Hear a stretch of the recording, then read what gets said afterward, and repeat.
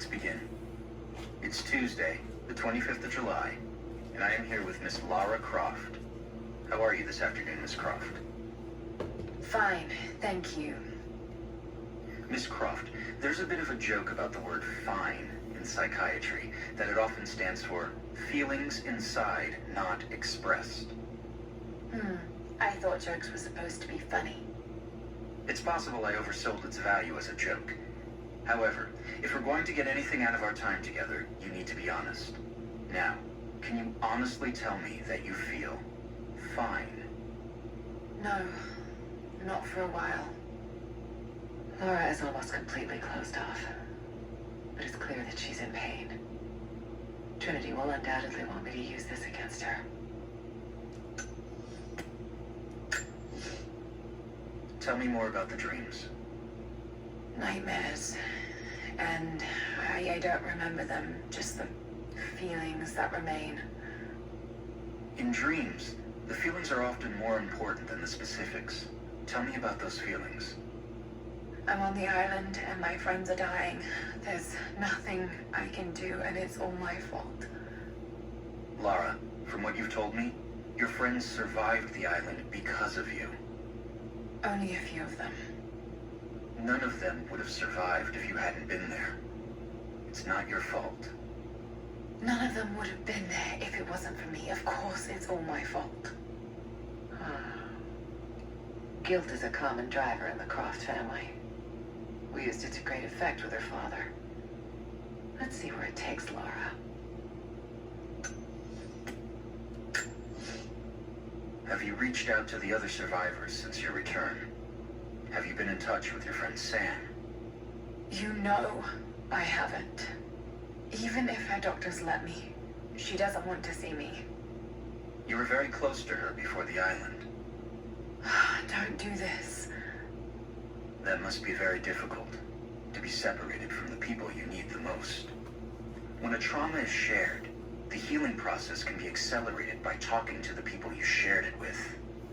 Can we not do the whole patronizing sympathy thing? You know it hurts. I've told you it does. But it's what Sam wants. I have to accept that. I can listen to what you have to say. But you have to open up to someone, Lara. You're not alone, no matter how much you think you are. Perhaps we're pushing her too hard. I'll reach out to her and test the waters. If she's ready to open up to someone, it needs to be me. So, Lara, I want to talk about your father. I understand you've been asking about his research at the university. I just had some questions.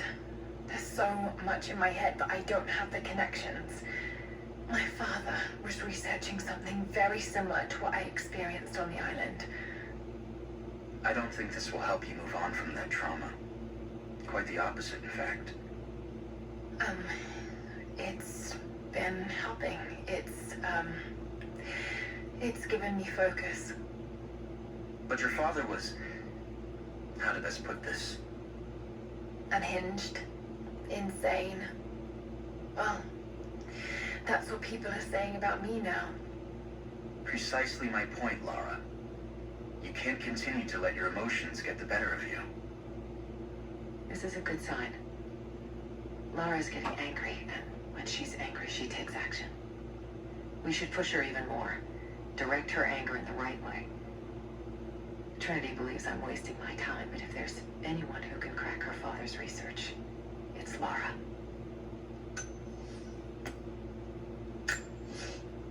That's the third time you've mentioned Jonah today. You've been spending a great deal of time with him. He's one of the few people who understands what I went through. I worry that only spending time with him might not be healthy for you. Oh, really? Care to explain? He's a reminder of the past. You're going back to the island in your head over and over again, to the exclusion of everything else. Jonah makes me feel like myself, and he doesn't charge an hourly rate. Jonah is becoming a problem. He's a calming influence, and she listens to him. He'll pull her away from her research. Before long, I'll need him out of the picture. Would you say you have control issues, Lara? Doesn't everyone? I mean, no one wants to feel out of control, do they? But not everyone has been through what you have. I had to take control of the situation. If I didn't, then we'd all have died on that island. And did you enjoy taking control? You mean killing, don't you? Did I enjoy killing? I did it because I had no choice. Lara is avoiding the tough questions. It's hard to tell if she's merely being stubborn or she's actually frightened of the answers.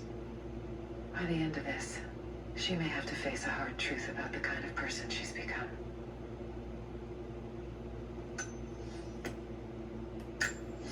We began invasion of the valley not 24 hours ago. I expected resistance and have not been disappointed. The people of the valley think they defeat us, but the harder they fight, the stronger my resolve grows. If they weren't protecting something, they wouldn't martyr themselves so. They wouldn't endure tortures with such resolve. They are believers. I respect that.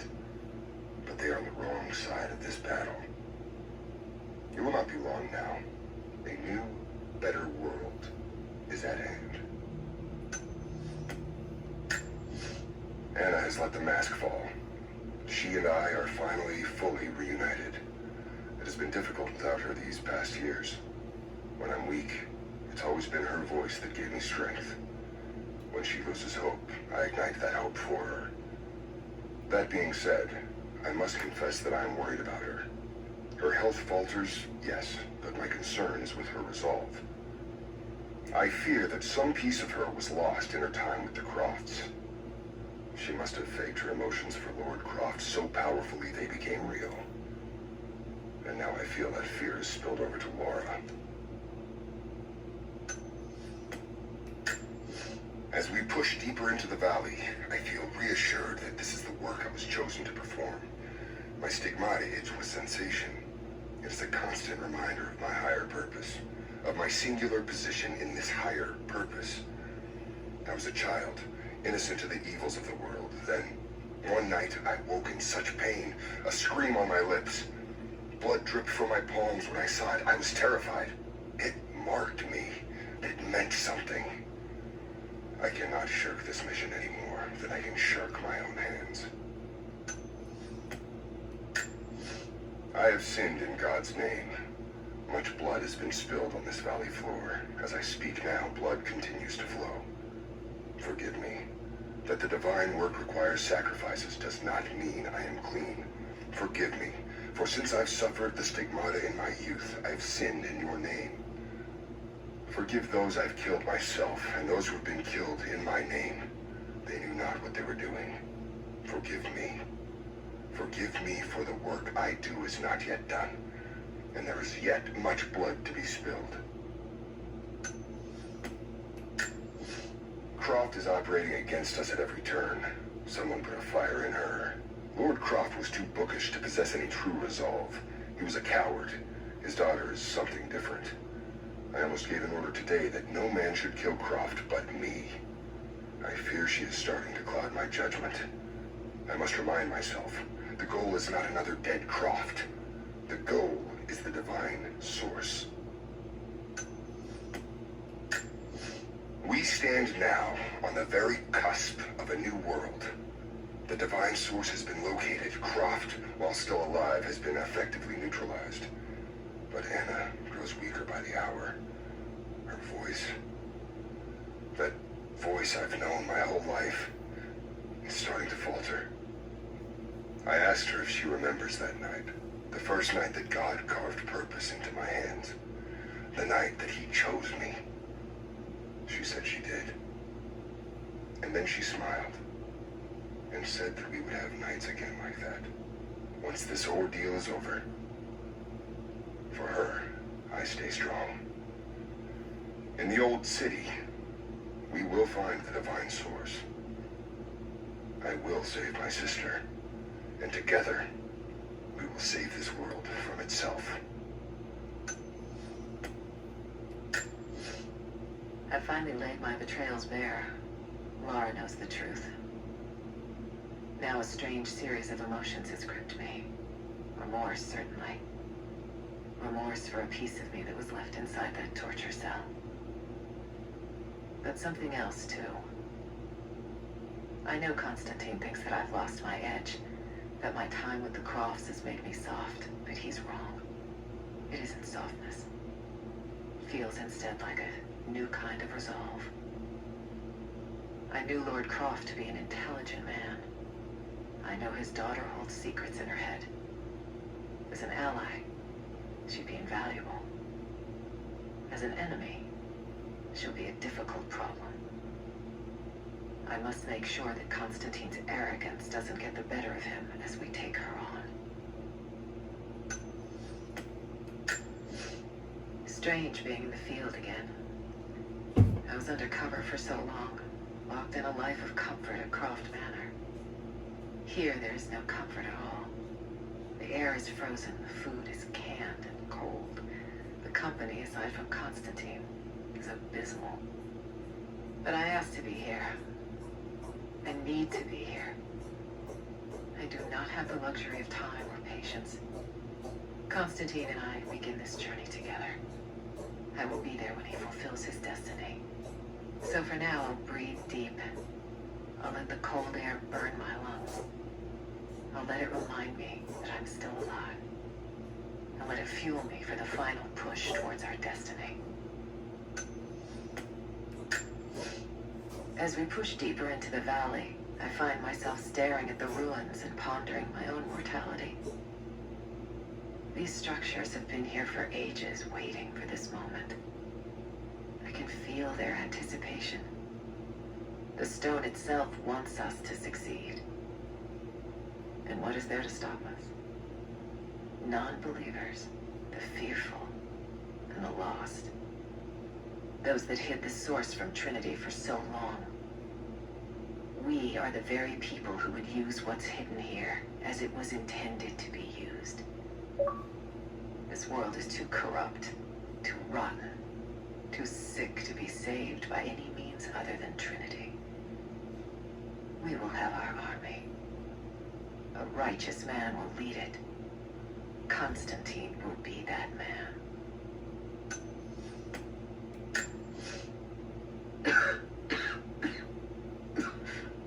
This fucking illness. It's ruining my body. Now it threatens my mind as well. I keep drifting off. Getting lost in memories. Lost in thoughts of the day Lord Croft died. How the plan had to shift. How I thought we had failed. And before that, my early days with Trinity. Learning the secret histories of the world, learning that it was our duty to save it. And back farther, to childhood. Constantine and I with only each other to rely on. And then I ripped myself free, back to the present. I've always done what had to be done, and this time will be no different.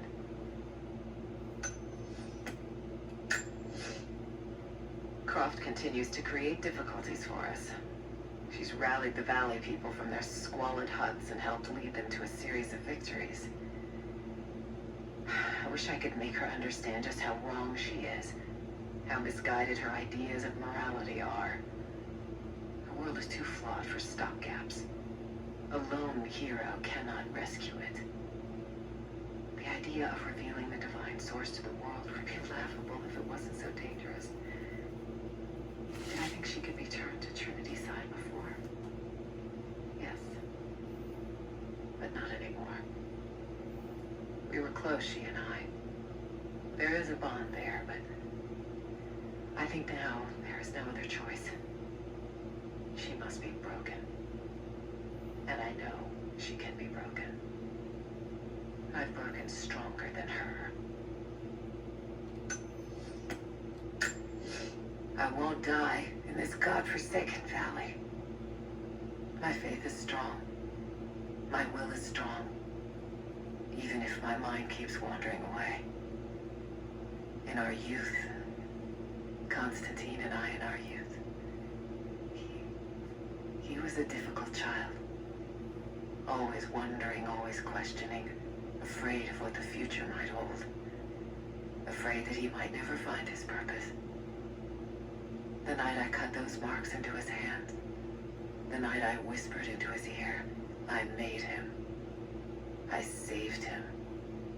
He believed it to be the work of God, just as I'd hoped. Now I need him to save me.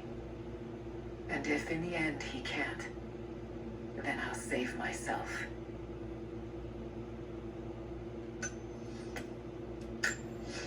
Laura! Laura! Laura! Answer me. Last time I saw you, you were... Damn it, Laura. You better not be dead. After the avalanche, I got one little blip, one brief echo. But I'll be damned if it wasn't your voice. I know I heard it. I know you survived. At least the avalanche. I haven't heard a peep since, but I'll keep trying. I know you told me to leave, to get somewhere safe, but... Did you really expect me to leave you here? Come on. You should know me better than that.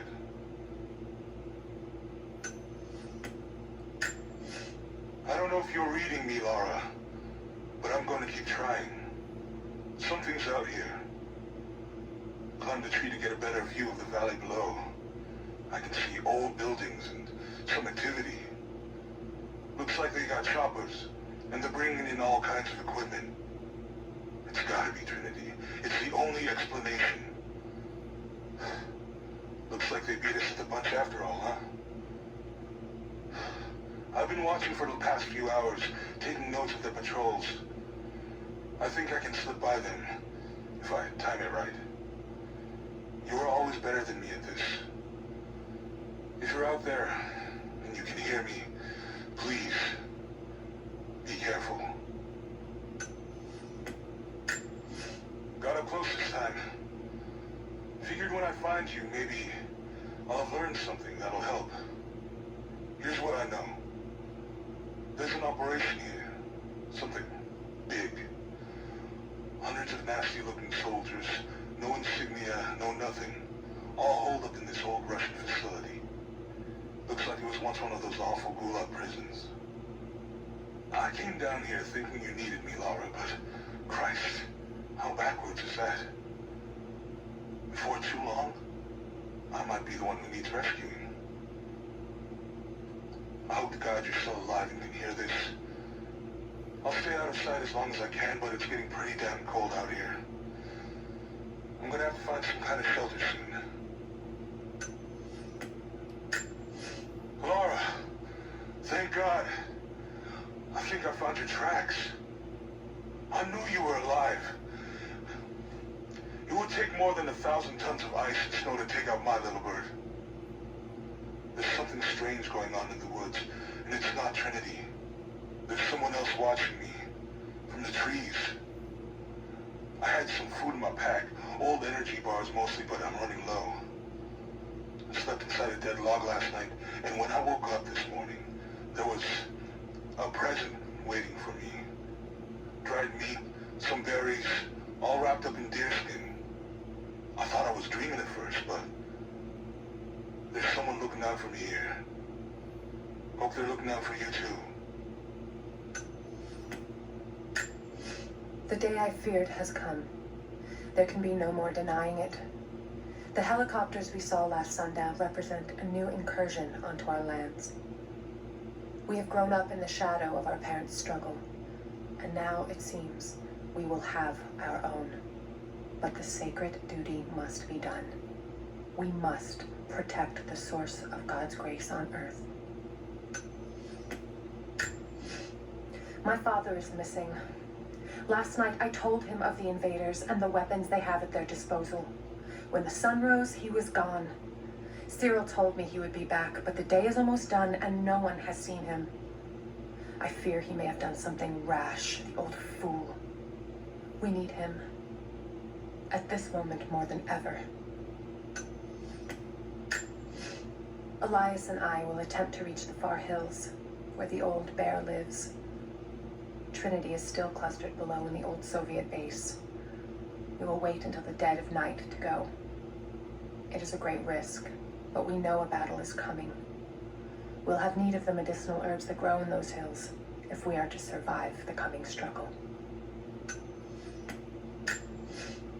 I underestimated our enemy. Elias is now dead because of my fool's errand, and my father has not been seen in 2 days. We would need to be at our full strength to resist Trinity, but it seems the killing blow was dealt before the fight even began. We have the armor of our faith, but what good is it against an enemy that grows stronger with every passing generation? If we survive this time, I fear our children will not survive the next. There's a woman in the valley now. Not one of us, but not one of them either. I saw her the night Elias was killed. She fought the men who were hunting us. Now I hear whispers from the forward scouts. My father and this woman were seen, free and unhindered. There's no telling what she wants, or if I can trust her. But if she brings my father back, then perhaps God has not abandoned us. We are no match for Trinity. They are the ones that drove our forefathers out of the Empire, and now they have come to finish the job. We are a broken remnant of a once holy people. Only our cause remains. I do not believe in my heart that we can defeat them, but I know that we can die trying, and that God and the Prophet could ask no more. Another difficult winter for my people. There are more deaths than births now. And as the seasons pass, the young ones are becoming restless. I see them looking to the sky when the rare plane passes overhead. Wistful, wondering, longing. I know they are still deeply committed to the cause, but I also sense a change coming. An end to our way of life is on the horizon. The most recent invaders are fading from memory, but as the technology of men advances, more are bound to find our valley again. And we are bound with the fate of this place. For better or worse. I made a mistake today. One that threatens to lead to more mistakes. I spent time alone with Alya. Something I have avoided until now. She reminds me of my beloved Sophia, whom I thought I'd long forgotten. And it opens my heart like a wound. She clouds my judgment, even when she is not present. I sound like a giddy child, and those days are far behind me. I must bury these old feelings deep and stay apart from my people for a time. I can no longer deny the pull that Alya has on me. She came to me, alone, as I walked the passes high above the valley. I know now that the draw was mutual. I explained to her why I could not, should not, why my position amongst our people should preclude such folly, why I could never make her happy. But it didn't matter what I said. As my mouth spoke, my arms reached out to enfold her, and we embraced. It has been so long, and I am still human. Alya is with child, my daughter. I cannot put into words the tempest in my skull. I know I have made a grave mistake. My people will accept it without an ill look, but they too will see the error of my judgment. It seems so cold to call this year of happiness with Alya an era, but with every glorious moment, I knew that we sowed the seeds of tragedy. I cannot be a husband or a father, and still be who I must be for my people.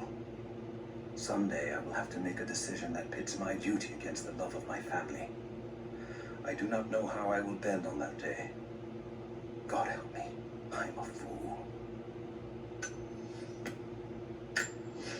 I received word today that university funding would be cut again. It's becoming increasingly difficult to continue. I face constant ridicule from people I once considered colleagues and friends. They have no idea. there is a truth behind all myth. The stories of all cultures speak a universal language, and they point to a startling possibility. The world is not what we think. Our lives are not what we think. If I continue, I face isolation. I will become a pariah. But I will continue. For Amelia. It was her death that set me on this path, and for her, I cannot waver. I wish every night that she was still here, that I'd had the tools to help her.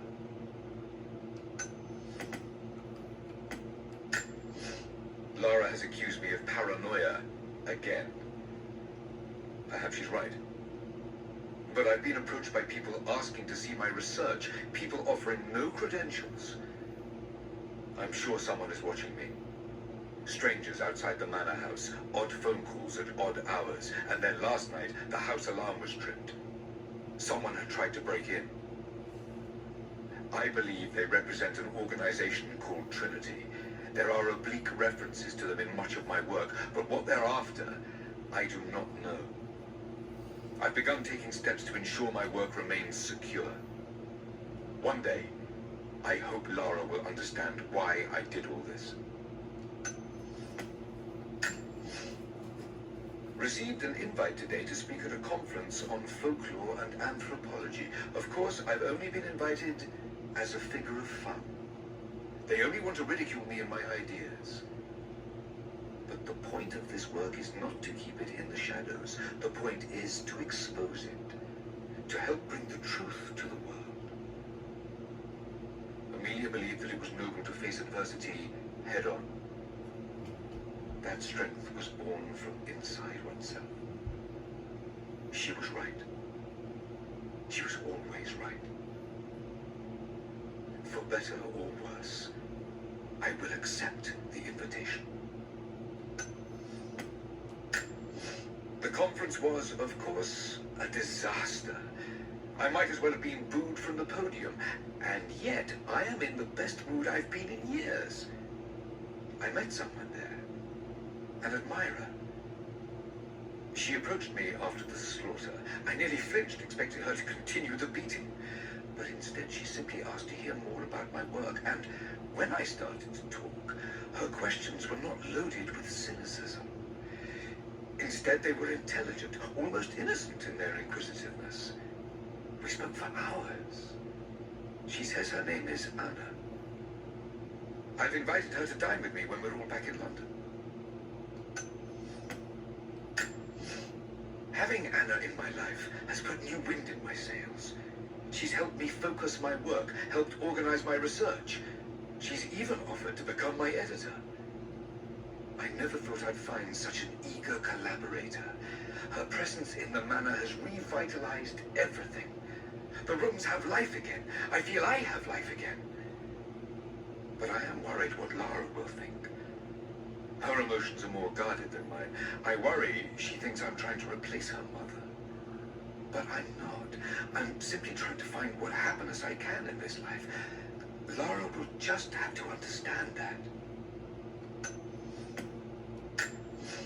New developments. I found an old manuscript buried and forgotten under a heap of pseudo-scientific texts. As I began translating it, I realized what I had, a record of the Deathless Prophet. I'm still working on the translation, but already it has provided details of his life I'd never read before. There may just be enough here to find the location of his tomb. This manuscript could be it, the singular piece of research that will bring all of my work on the immortal soul together. Revelations are coming quickly. There is much work to be done. Tonight over dinner, I'm going to celebrate with Anna. We heard of the Prophet's arrival in Constantinople, but we paid it no mind. The great city has always drawn madmen and pretenders to the ear of God. We heard strange tales of miracles of the Prophet, but still we did not seek him out. But then we heard him speak, heard the liquid truth of his words roll across the form of Constantine. He claimed not to speak for God, claimed that no man could. but his wisdom was plain, and not a one of us in that forum could deny that he spoke the truth. I must know more about him. I must hear him again. For a month I have gone to the forum to hear the prophet speak. I wear robes of the common folk. It would not do for a son of a great house to be seen here. There are rumblings that the patricians and men from the church in the west seek to silence the prophet. I can only listen and reproduce the great man's words.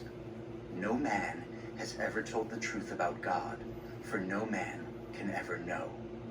There is more sacred in the heart of a farmer or a soldier than in the hearts of lords and emperors.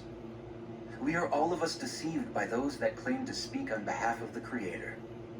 No man speaks for him, for his voice in the sky, the water, and the flow of the world. Some believe the prophet to be God's son risen, but he makes no such claims. Some praise his actions as miracles, but he rejects such attributions. In his humility, his followers see the truth of his message. We see the change coming. I have shed the trappings of my station and now devote myself fully to the prophet. I spread his word, recruiting others of my station to the cause. But this has enraged the elite and brought the full attention of the church in the West. The church in the West has sent their messengers, self-proclaimed soldiers of God, the Knights of the Order of Trinity. They have come to silence the prophet, to quell his blasphemy and eradicate our movement. But it is too late now.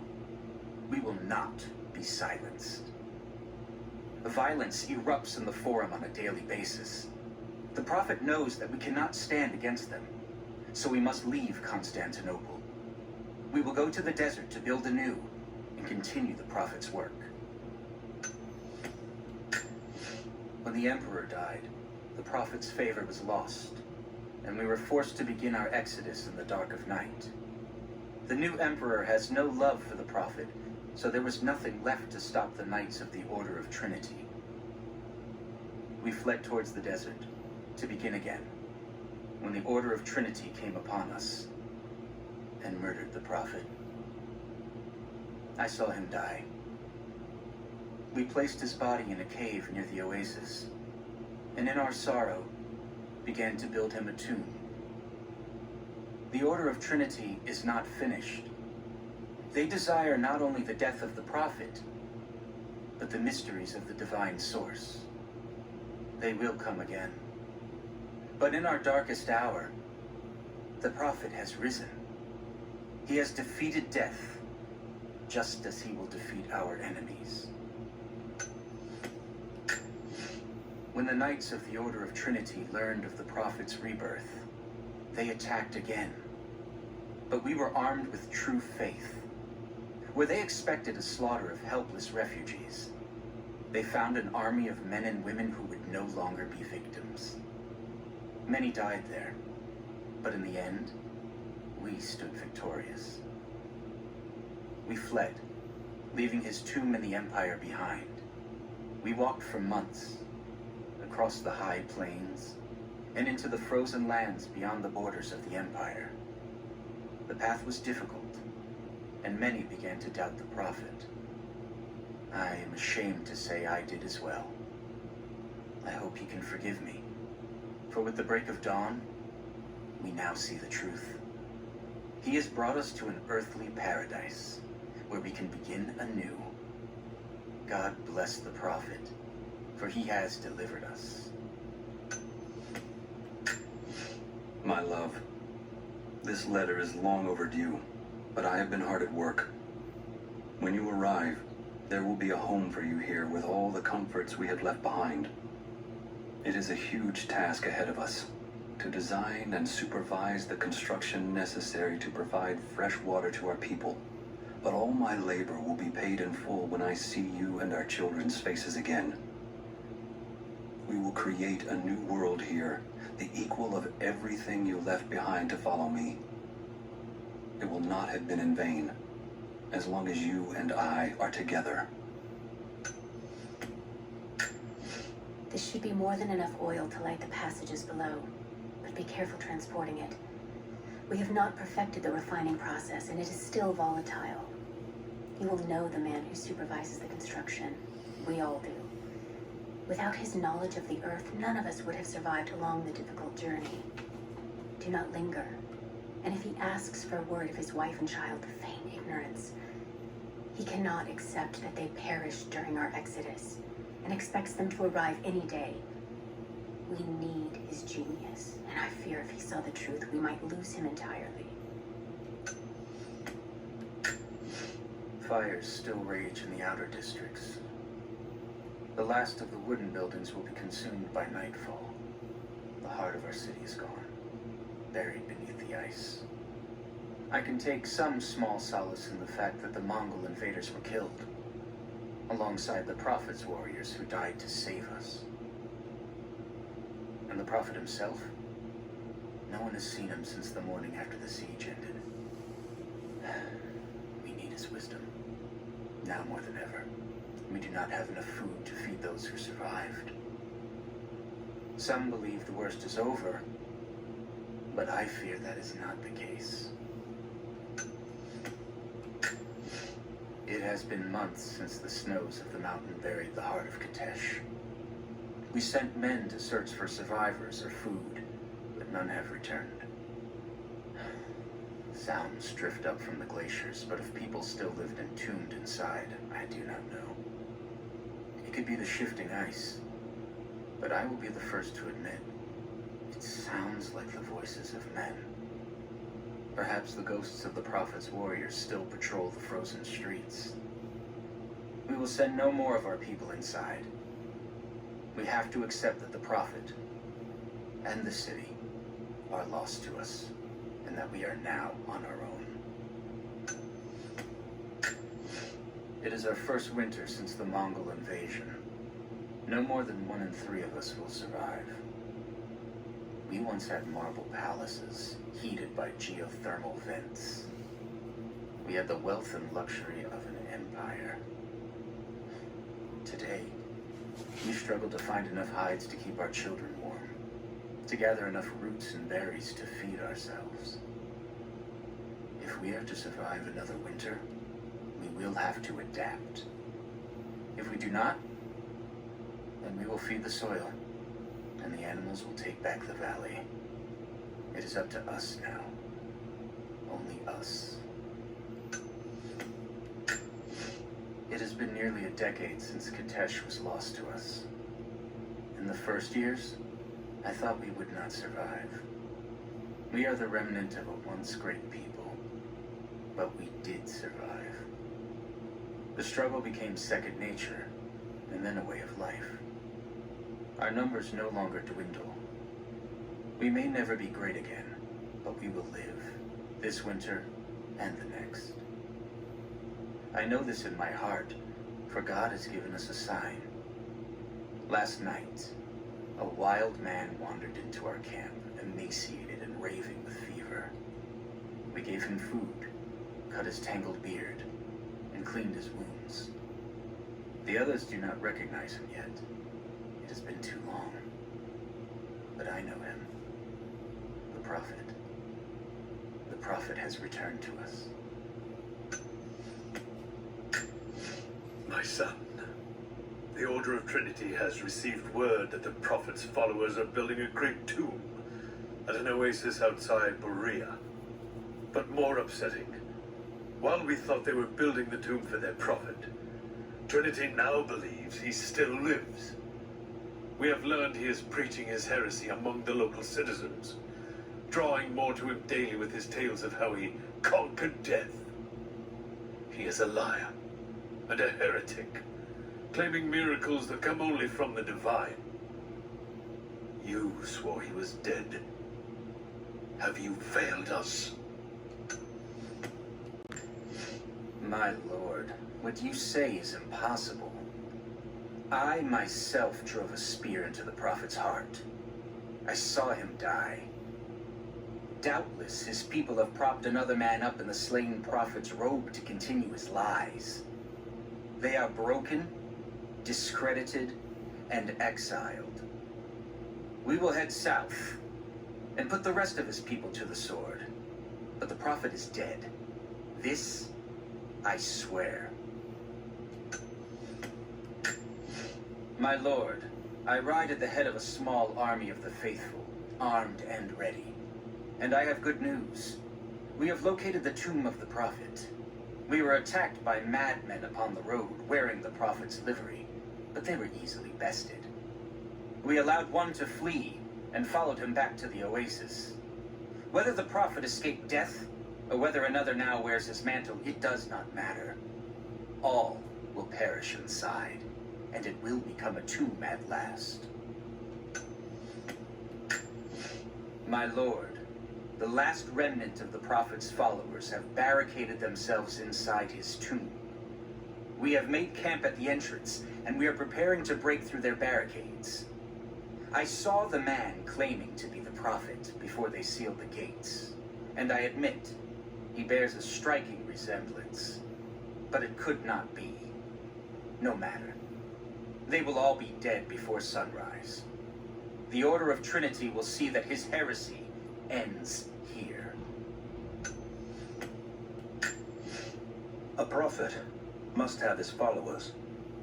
Kokos of Nicaea was one of the prophets first. Branded a heretic in his home city, Kokos joined the pilgrimage north. His knowledge of the stars helped guide the way. It is said that Kokos and the prophet would sit for hours under the stars debating the nature of the universe and man's fraught place within it. For the prophet, he built an orrery of planets and stars, so that even during the dark of winter, he might gaze upon the night sky.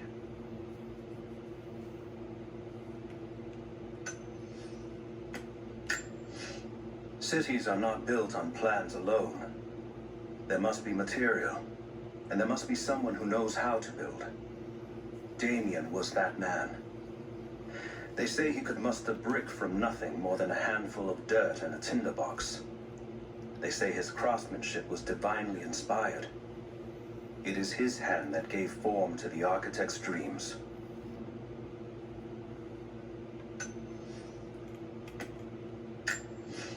The road to Katesh was long and hard. Infirmity, illness, and injury abounded.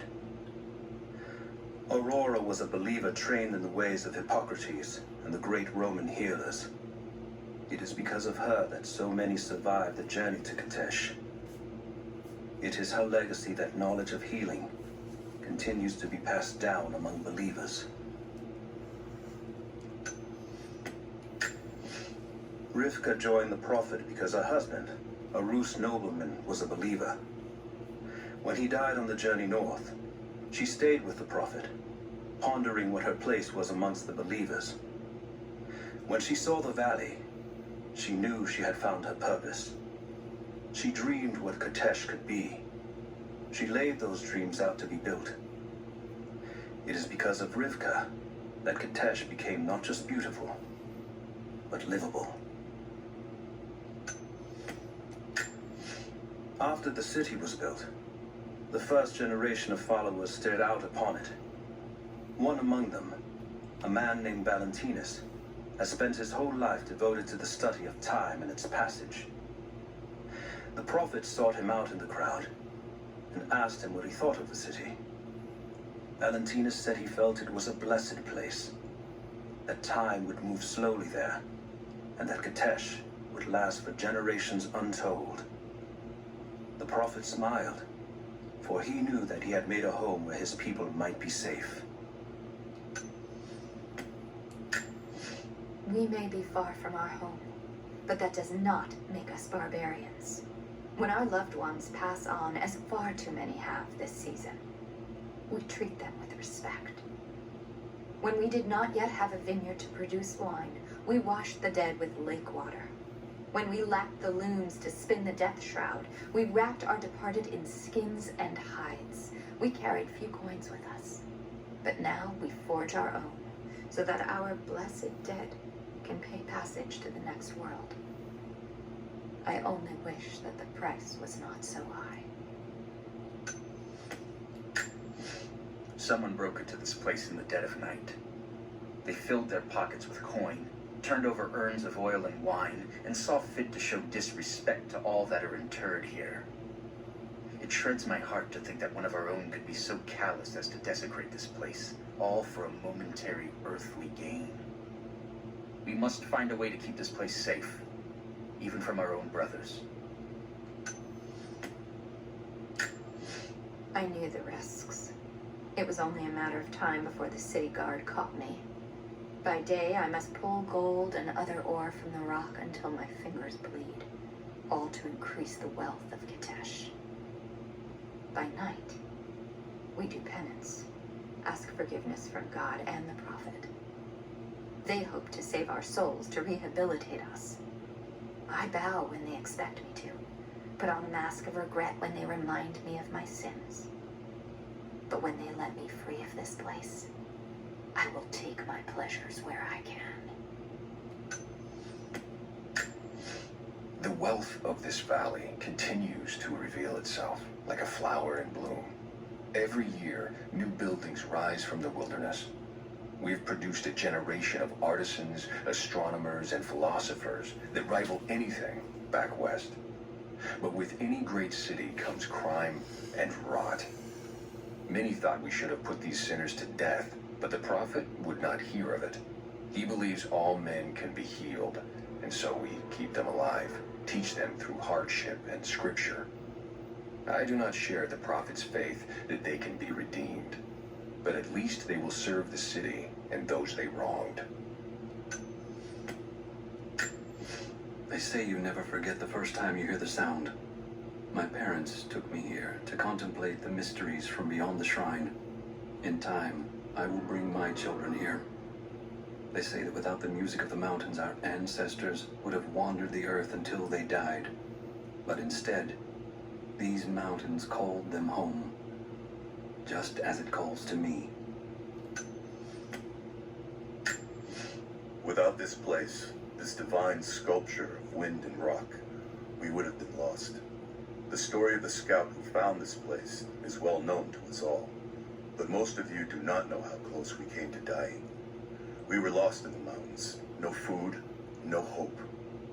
We had begun to doubt the prophet himself, but the scout heard the sound and took it to be a sign. He alone ascended these cliffs, drawn by the music, and from there, he saw our salvation. This is not just a shrine to him and his bravery, but to the strength of our faith. It's done. We'll die here, thanks to Coraldus and the madness of the Order of Trinity. My ship will never see water again. We entered the glacial sea too far into the winter. Would have been turned back, but Coraldus would not abandon this lost prophet. He and his dead-eyed warriors seized control. He forced the ship through shallow tributaries until we could go no further. Then he made my crew construct sled runners, and the bastard forced us to tow the ship over land. It was death and excommunication to deny him. But it was death either way. I will make sure he dies here with us. I've always kept a little poison at the ready in case the ship was taken. Now, it has another use.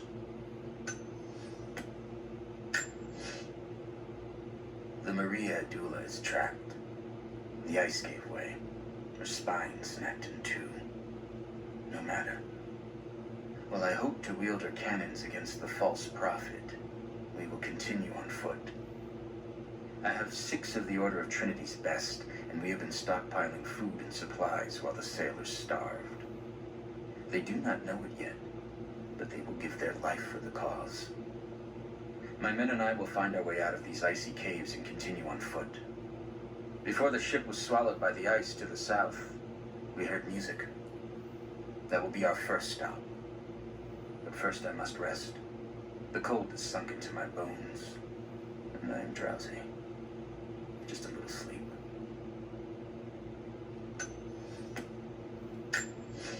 The dead choke the rivers. Our children's blood is spilled on the valley floor. We live, but with what? Our city entombed. Our sons and daughters murdered. Is it courage to go on? Or madness? Those who fell know peace. Now, when will we? We cannot leave our children to rot beneath the sun. But there are too many graves to dig, and the earth is hard. What need have we for leisure now? This place, like so many others, will never ring with laughter again. We have made the whole world a tomb. The dead shall rest. We owe them that much. Deep below the holy ground of our city, we have found the source of the corruption. One of hell's winding tunnels snakes up and vomits forth a miasma of evil. There is no pattern to the demon's depredations, but his mark is plain. Men driven to wicked words and acts, as God's grace is driven from them. We take them here to the mouth of hell itself to drive out the demons. We do not always succeed. Often the poor wretches are too far gone and they die when we drive the beasts out of them. It is heartbreaking to lose good people, but we must stand against the devil in all his forms. My mind is clear today.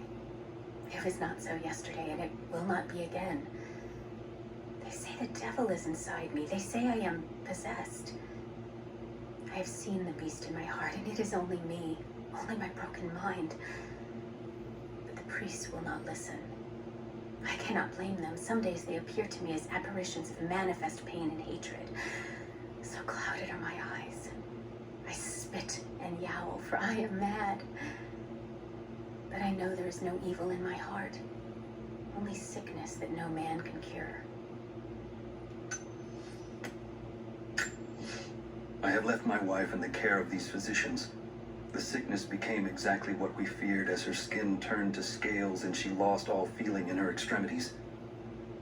They say there is nothing that can be done for her save for give her relief from the pain and ease her passing. But she must be kept far from the city, far from me. My wife will die, and I will never see her in this world again. I will hurry to the next to meet her. We are crippled by our isolation. We have with us the combined medical knowledge of the Empire, a millennia of learning that tells us how to treat every ailment. But here, on the edge of the world, the lack of one simple flower leaves us helpless. I cannot do much for the afflicted. I know how, but I cannot because we have hidden ourselves away. These people and many more that follow will die needlessly, all to keep our secret hidden. I pray the prophet is right when he says that it will be worth it in the end. We can no longer wait for our brothers outside the mines to begin their resistance. The Soviets have found something they desire more than the poison ore. They found our forefathers' history, have desecrated their tombs. This is the last injustice. We thought at first the old guardians would emerge and punish our tormentors. But now I see we will have to be the instrument of God's retribution. We gather our strength, store picks and axes in secret places. Very soon, those of us that are still well enough will rise up and bury our repressors here before they erase our past along with our present. When the uranium ore was nearly gone, I feared our operation was at an end. But even as we moved to close the shaft, fate intervened. We found a chamber, half destroyed by a cave-in, but clearly made by the hands of man. The artifacts inside are ancient, nearly 1,000 years old, untouched since the tomb was sealed. We redouble our efforts. Instead of mining, the workers now search and retrieve the artifacts inside. The natives of the valley, their resistance once broken, now bristle at this new assignment, as if they do not wish the relics to be seen. We will need to make an example of a few young men before their dark looks lead to something more. For a year, I have ridden with an army of Mongols, as envoy from the Order of Trinity. Their Khan is a great warlord, despite his heathen ways. Under my influence, I've helped them topple nations, burn cities, and kill princes, all in search of the Prophet. Our slaughter of the Rus was not in vain, for among the spoils we at last found the map. And now, this very morning, after a season in the mountains, we saw buildings rising from a green valley surrounded by ice. We have found Kitesh. I tell the Khan of the riches that will be his, and that alone drives him on. But the real victory will be for God, when we purge the Prophet's lies from the earth, and at last, the divine source will be ours. We have told the people of the Valley City that we will attack at dawn, but we shall advance behind the Karash at moonrise. The captives we kept from the battles in the west will be our shields as we advance.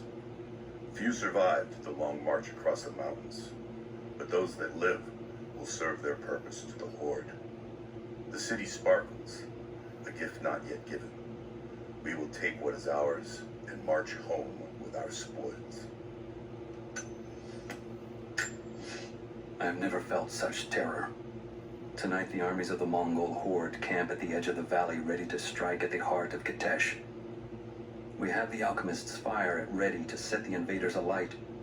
Every man and woman who can wield a weapon will fight. We will do all we can to support the Athanatoi, but I have never seen bloodshed. None of us mere citizens have. I have never taken a life, and now that I must, I fear for my resolve. Trinity has twice before sent great men seeking the Prophet's path, and twice before they have vanished. He carried the divine source out of the Empire, but it was not his to take. That blasphemy taints everything while his descendants still live. So Trinity must try again. I have done ungodly things, committed terrible sins against the innocent, just to reach this place, to retrieve the divine source. I know God will forgive for what I do for the greater good. Now the end is in sight. I need only survive this final battle, and Trinity's work will be done. General, we observed something strange in the night. We are camped above the city of Kitesh as the city prepares for invasion. They still believe the attack will come from on high. They will not expect your charge from the paths on the far side of the valley.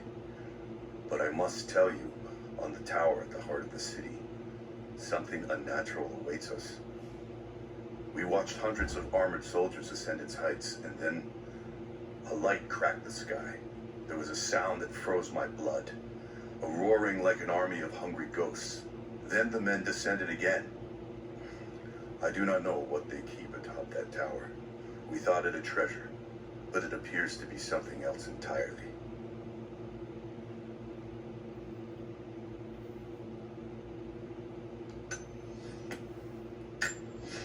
We have sealed the doors and barred them from entry. The riders are coming, and I must keep these people safe. Mothers with children, old men like me, those that cannot fight. I have food and water in sufficient quantities to keep us alive for the length of the attack. Should our Athanatoi fail, and the attack becomes a siege, we will die here. For that, I have enough belladonna to provide the little ones with safe passage. Pray it never comes to that.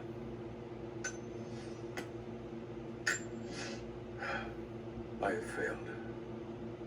There will be no pardon for my sins. I have drenched my hands in blood in pursuit of the Prophet, and now there is nothing left. As the attack became a siege, the Prophet's people did the unthinkable. They turned their weapons against the glaciers and buried their own city. Mongol and the Prophet's people alike were crushed in the ice. The Khan and his warrior horde are dead. The people of Kitesh are broken, and scattered. I alone survive in the frozen heart of the city, and my only companions are the deathless army of the Prophet, their eyes aflame with unholy light. Even now, they hunt the ruins for survivors. God is testing me. I've scavenged weapons and tools enough to survive. The Khan once demanded I learn to draw a bow and fight like one of his soldiers, and I am grateful for that. He gave me his own arrows, made for punching holes in armor. The ice around me provides all I need to drink, but it runs red with blood. The Prophet's army now patrols the dead city. These are not the soldiers who first met us at the city gates. They have been changed somehow. Among them, I can see a man that I myself killed in the battle. The old legends say that those who looked upon the divine source relinquished their very souls to it, attaining immortality. If this is true, I will surely perish here, buried with the secret I was sent to find. I have made myself a refuge in this frozen hell, in the base of a crumbling tower. I have laid away food and weapons enough to defend myself, but I am the last survivor. By day I watch the deathless army, learn the paths they take. They follow the same patterns day in and day out, like men trapped in a dream.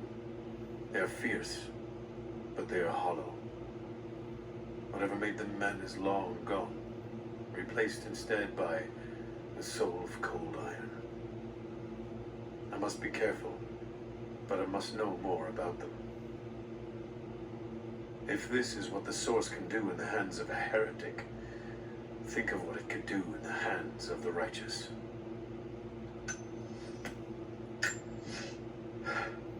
At last, I killed one of the deathless soldiers. I tracked him through the day until he was alone. He seemed to sense me before I struck, as if he knew the sound of my bowstring. He was strong, but I am clever and I have faith. My arrows pierced his flesh, but he fought on until I placed a shot between his eyes. Even then, he managed to wound me before I caved in his skull. His body caught fire and fell into ash before my eyes. It has been hours since he died, but his ashes still smolder, hissing and popping in the darkness. I do not believe this is his end. The Source has a great and terrible sway over those it touches. I must know what happens next. I must have fallen asleep. It is hard to tell time beneath the ice. The deathless ones had been busy. Where a pile of ashes smoldered the night before, a corpse now lay, skin as milky white as a dead fish. As I watched, the dead man breathed, a clicking death rattle in reverse as he sucked air in for the first time in a day. Then he looked at me, and I recognized him at last. I killed this man once before during the battle, and he has not forgotten. So I killed him again, crushed his new skull before he could stand, but his ashes smolder anew, and will not be here when he awakes. The cold look in his eyes was like a promise. Like the phoenix, he will rise again and again, each time more determined to end my life. If I stay, sooner or later he will succeed. I leave these notes for whoever should follow in my footsteps. My wounds are worse than I believed. They will not heal. Tonight I will make one last attempt to escape this frozen tomb, but I doubt I have the strength. The divine source is here, at the peak of the tallest tower, but it is beyond my reach. With the source at his disposal, the Prophet's deathless ones are unstoppable, An army of wraiths and devils that can never die. A mockery of all God's creation. They are no longer human, and they will break any army that stands in their way. With every death and rebirth, they learn. They adapt. Should Trinity someday find a way to seize it for ourselves, I fear that we will do no better. Perhaps it would be best if it were to remain lost forever.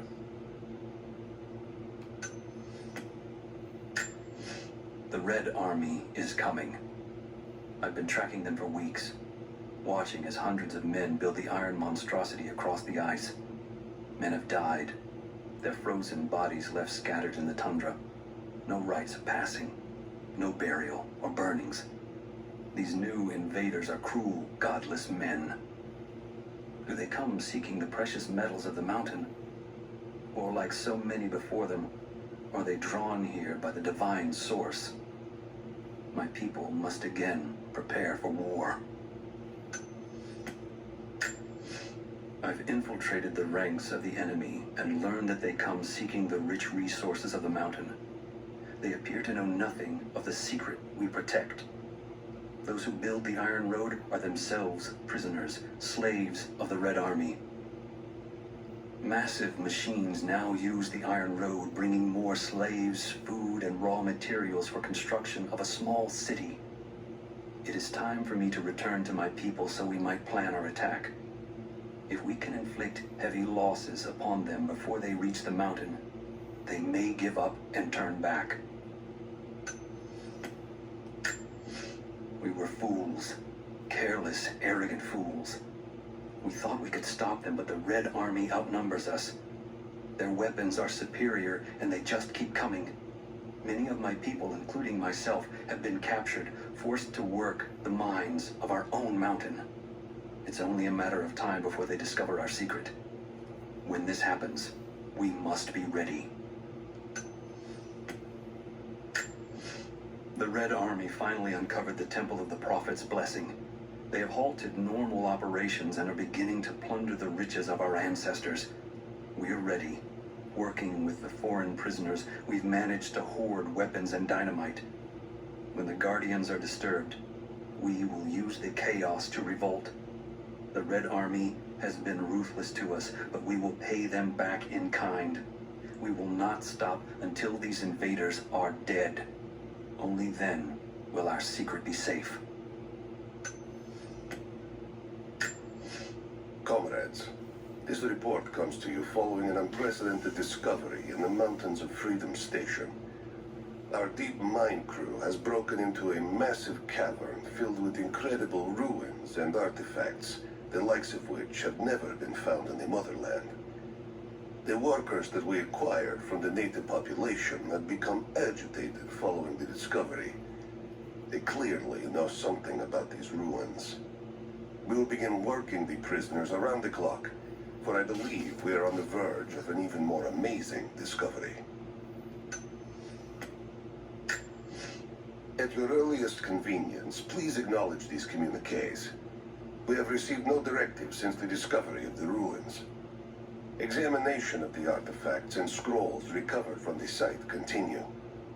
As impossible as it may seem, it appears we may have discovered the ruins of the legendary city of Kitesh. There are also numerous references to some kind of messianic figure. If I'm interpreting the texts correctly, he was a prophet who fled Byzantium sometime in the 10th century.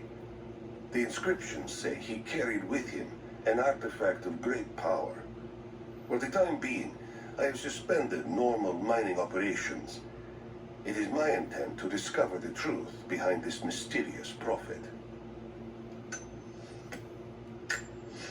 We now have heavy equipment in place within the main cavern. We intend to gain access to some kind of temple, even if we have to rip down its ancient doors to do so.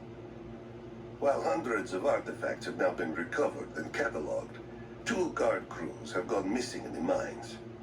I have personally questioned the native prisoners. They claim to have no knowledge of the whereabouts of the missing guards. And though we've punished them harshly, I fear they are on the verge of revolt. Comrades, it is imperative that you respond to my communiques. We are now in dire need of supplies and reinforcements. A full revolt is in progress, and the prisoners now control the excavation site and surrounding facilities. In retribution, I have ordered mass executions of prisoners from the native population. With any luck, these rebels will lay down their arms and surrender to save their own countrymen.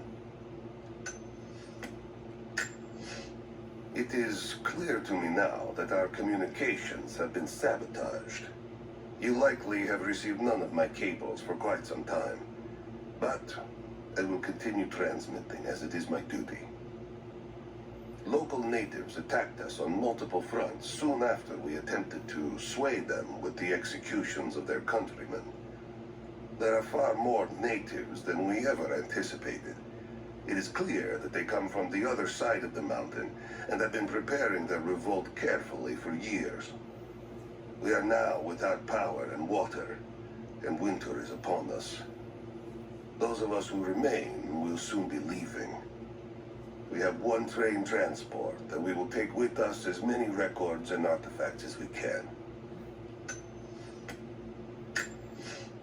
To any who receive this message, I will soon be dead, and with me all knowledge of this place.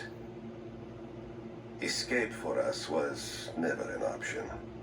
We boarded the train and set out for the long journey, only to discover that mere miles from the mountain, the tracks we built upon the backs of so many dead had simply disappeared.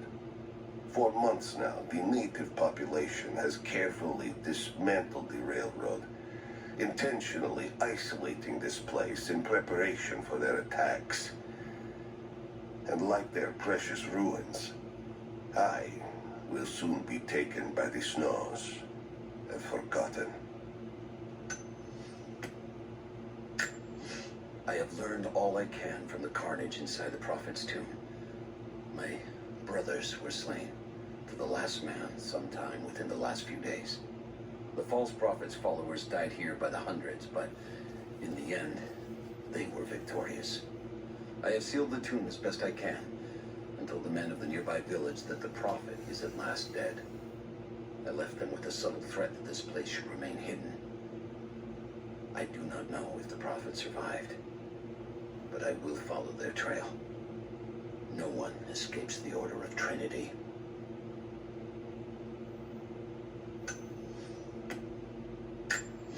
The Prophet and his followers have been traveling under cover of night, a crooked trail around the border of the Eastern Empire. I do not know where they are headed, and I suspect they do not either. But they know we will not let them rest until this heresy is purged. The common folk of the borderlands give him shelter, and I find it curious that none who have aided him will tell me anything of use. Even when I threaten them with the wrath of Trinity or touch the edge of a knife to their throats, they stay silent. They die, never betraying what they know. The Prophet has a curious sway over people. All the more reason he must be silenced.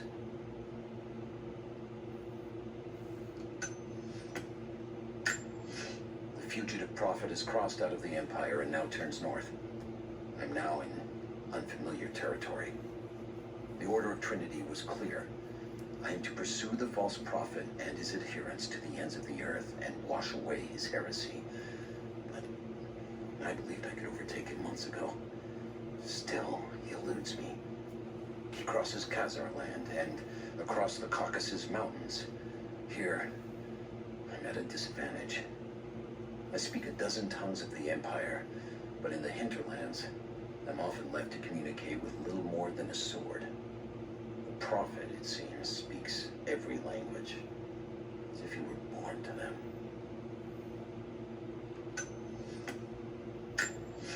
He's passed through the lands of the Rus. I cannot shake the feeling that he's taunting me, waiting until I'm a day's ride away before moving on. I will not be home before the winter, as I hoped. I've stopped at a small village by a glassy lake they called Svetloyar.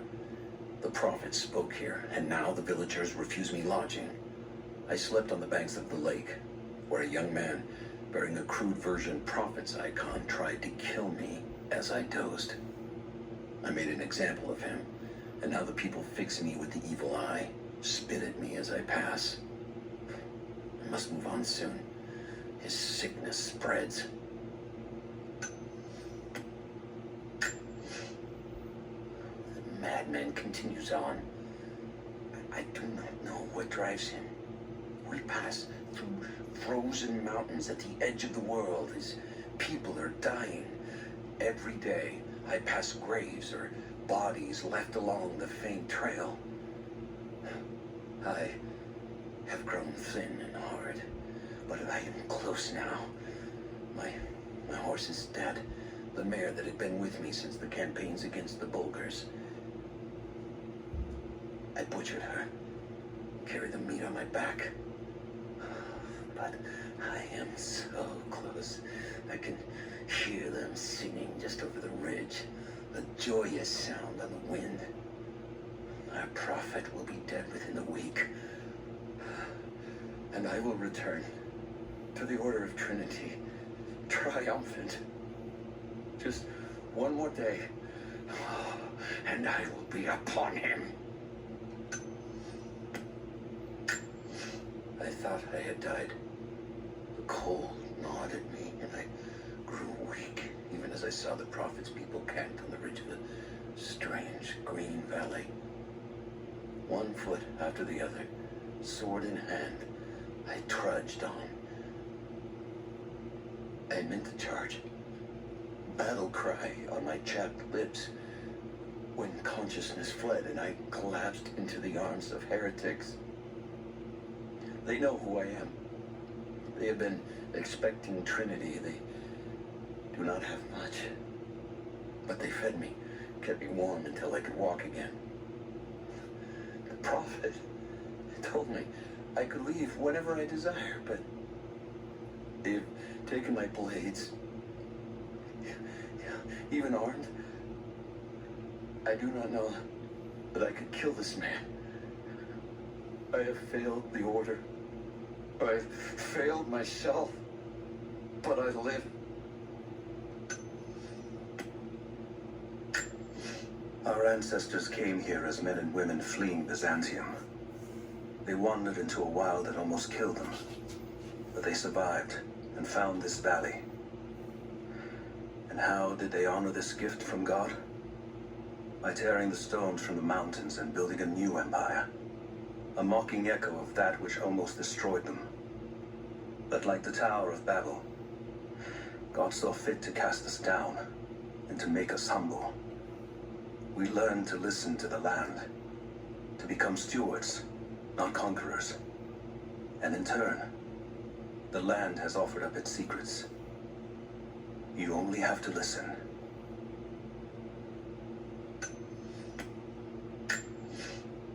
The flora of our valley, from the tall trees to the lowly mushrooms, were foreign to our ancestors when they first arrived. It took time and tragedy to learn the language of this land.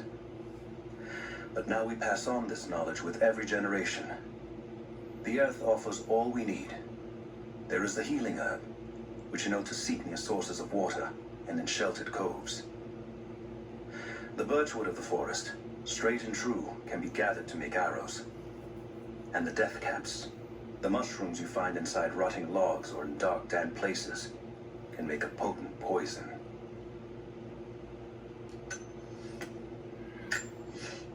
The creatures of this valley were unfamiliar to us. Once. But now they are our brothers and sisters as much as any relative of blood. You can learn much about the creatures of our valley from the hunters, but they find worth in death. We must also find the gifts our brothers give while they are still alive. In the nests of birds, you'll find feathers for the fletchers to craft arrows. Ask for what you need, and the valley will provide. The bones of the earth itself offer up their wealth, and we have learned to survive and subsist. Oil bubbles up from below. It can be gathered in the deep places, caves, dens, and our ancestors' tombs, and it will burn with little effort. In times of war, we coat our arrows to make them burn. Deeper still, you can find metal in shining veins that can be mined for their ore. We use that metal to forge simple tools, but someday, we will need that metal to repair the Soviet weapons. Living in harmony with the land rarely means living in harmony with our fellow man.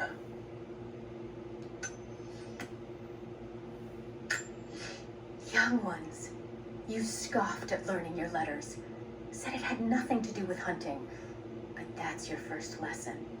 Everything is connected, and I am always right. You clever students who saw the folly and stubbornness and can read this, here's your first assignment.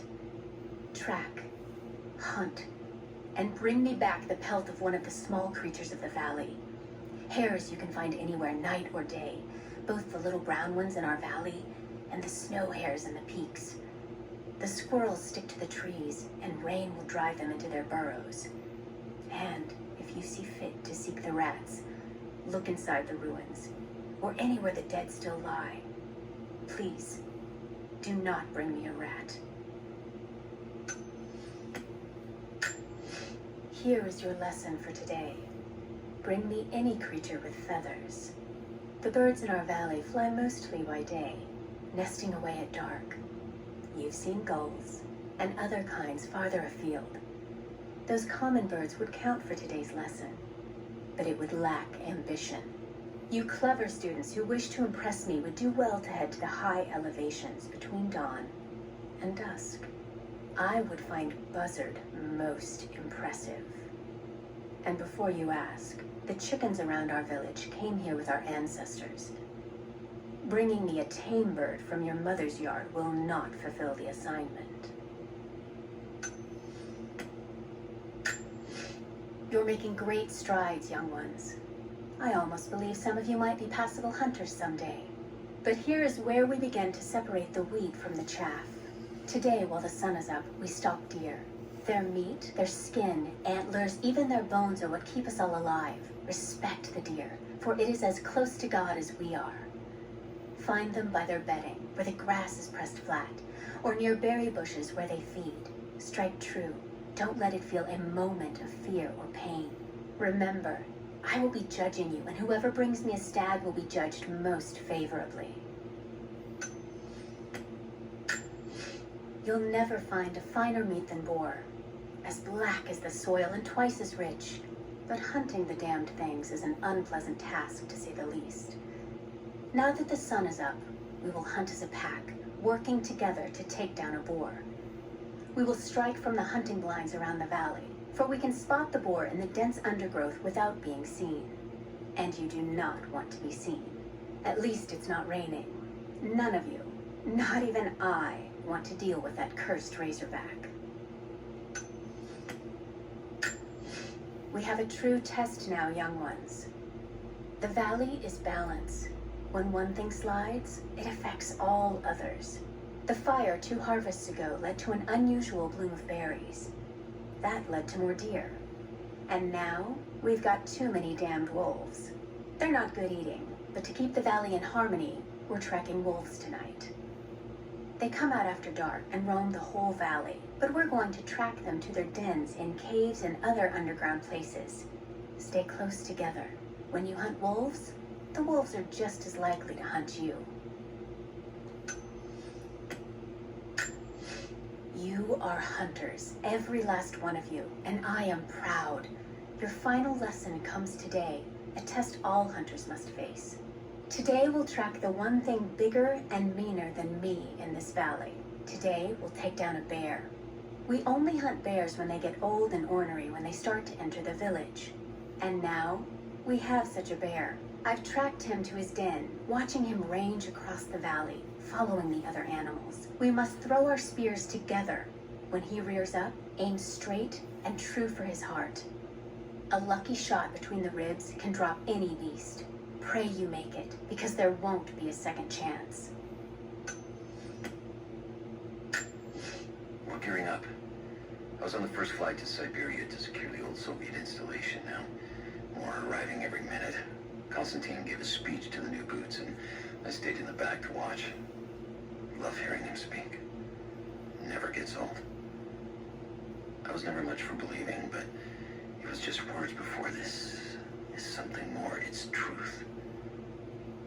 I was broken once. The Trinity is making us whole again. Giving us a purpose. A new world awaits. Even those who don't believe will have a part to play. First day in Siberia, and it happens. 2 years in Afghanistan and another in Indonesia, nothing. But one day out here on the ice, and pop, I get a kill. Watch the man's eyes go glassy as he begged me for something. Not Russian, no clue. I waited with him and watched. One minute he was there, and next, nothing. Just meat. I got sick on the snow, all mixed in with the kid's blood, but he's just meat now, and I'm alive. Constantine keeps telling us we're out here for a special reason, tells us we're doing God's work. I'm starting to see that now.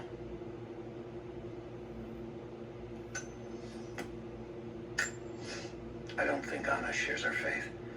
Or she's in this for something else. She's conflicted. I get that. I used to be the same way, but we've all got a part to play in this. Took another patrol to see if I could get another kill. Sure enough, got a remnant at the perimeter. Took my time. Did it with my hands so I could see the light in her eyes go out. Stayed with her until she went cold. Magic. Constantine tells us that with the Source we'll live forever, that we'll finally look upon the face of God. But I already have. This is where I'm supposed to be. Took me so long to find it, but this is it. I'm home. Security guards came at night. Knew they would. Crossed a line when I killed the tech from Echo Squad. I know I shouldn't have, but I couldn't help it. Remnant weren't enough. I needed something more. It brought me to the windowless room. I thought I was dead. And then Constantine was there. He took my head in his hands and smiled. He told me he understood. He was like me once. I've sinned, but there could be forgiveness. I have been a blunt instrument, swinging wildly. He told me I could be redeemed. I've got a special skill. I just need sharpening. Trinity can make me a weapon, point me in the right direction.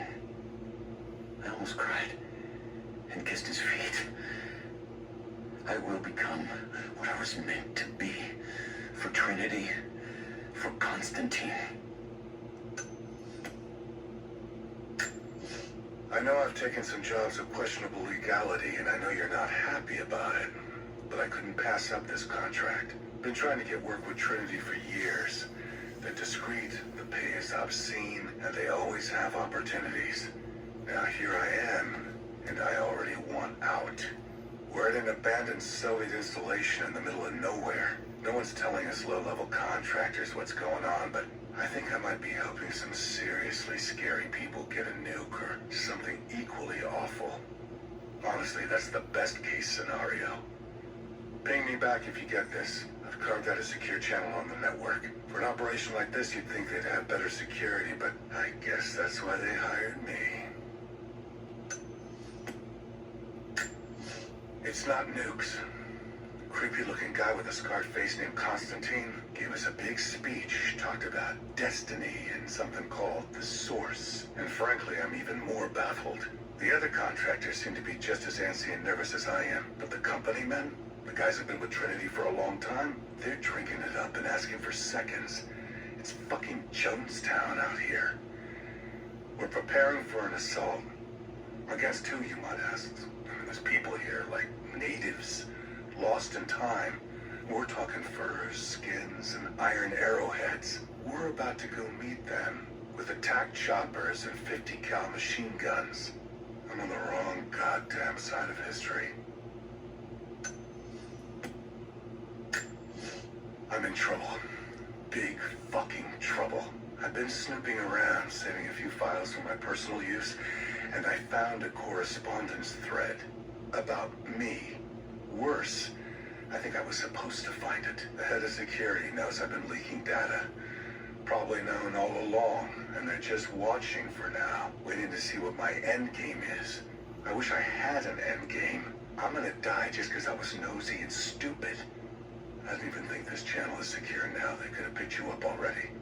I'm getting paranoid out here. But this Trinity, they are big, and they're everywhere. And the more I find out, the more I realize how badly I fucked up. So here you go. You were right.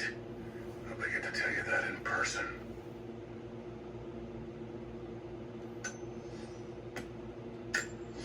I've attached everything I've learned so far. Anna and Constantine, they're in charge out here, but someone else is pulling the strings above them. Someone with a lot of cash and the means to move it around. I've narrowed down the source, but I'm having a hard time believing someone in the Vatican is running a private army. But all roads lead to Rome. Trust me, this sounds crazy even to me, but people have to know this. If I'm gonna die for this, I want to be on the right side for once. And Constantine, I know you're probably reading this too. You might make me disappear, but you won't win out here. And if I never get the chance to say it to your face, you're out of your fucking mind.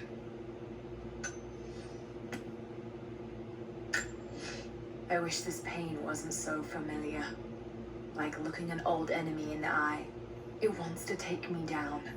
It wants me to just lie down and die. But I won't. I can't. There's something here. There must be, or Trinity wouldn't be in this snowy hell. I just hope that Jonah is okay. That he found a way back. I just couldn't risk having him with me. Not again. The pain of losing him, that would be too much to bear. This is my path, and mine alone.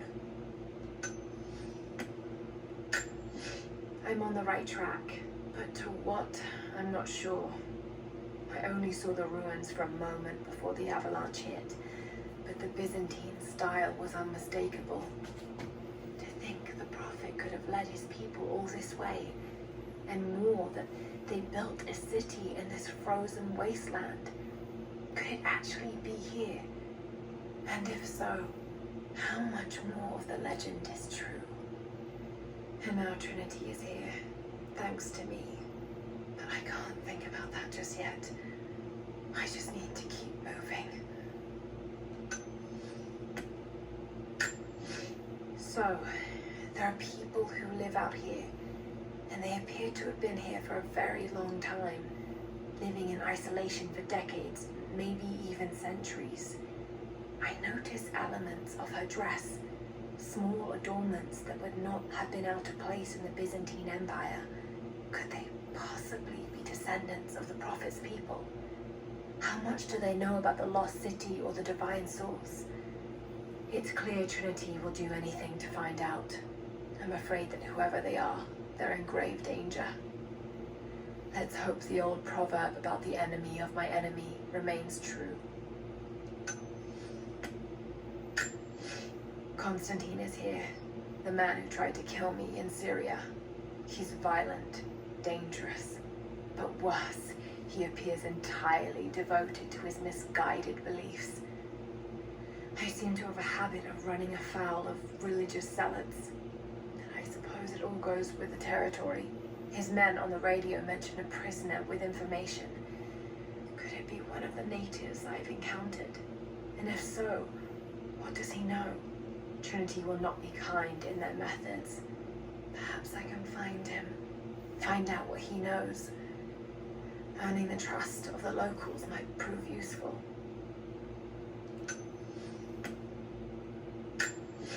Roth is determined that I should learn how to shoot.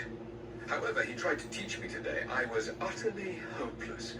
I've always said in the field you can't go wrong with a stout stick and good boots. I told him I was a man of words, not of weapons. He laughed and said that he hoped I could find the right words to slow down a charging bison. I told him that's what he was for. Bless him for trying, though. I don't think there'll be any more lessons, somehow. Roth always said I must have gotten my sharp eyes and steady hands from Mum. That summer, he taught me to shoot instead. I took to it. Maybe too well. I hope you received my last tape in good time. I am becoming increasingly fond of recording these messages to you. Anna says that I need time away from my books and papers every so often, if only to remember why I'm doing all this. I know you hate me going away, but it will be worth it one day. It will all be worth it. Sending my love to you. Work hard in school. I know your work was important, but it didn't feel like it at the time. Still, it taught me independence, how to look after myself. Important lessons, as it turns out. For the first time in weeks, things are becoming clear. I know there's something hidden here. The Soviets came looking for it too, and now Trinity and Anna. God, I still don't quite believe it. All this time, did she watch Dad as well? I've got to keep moving. Find Jacob and join his people. If I can prove myself to them, maybe he will tell me more about this place.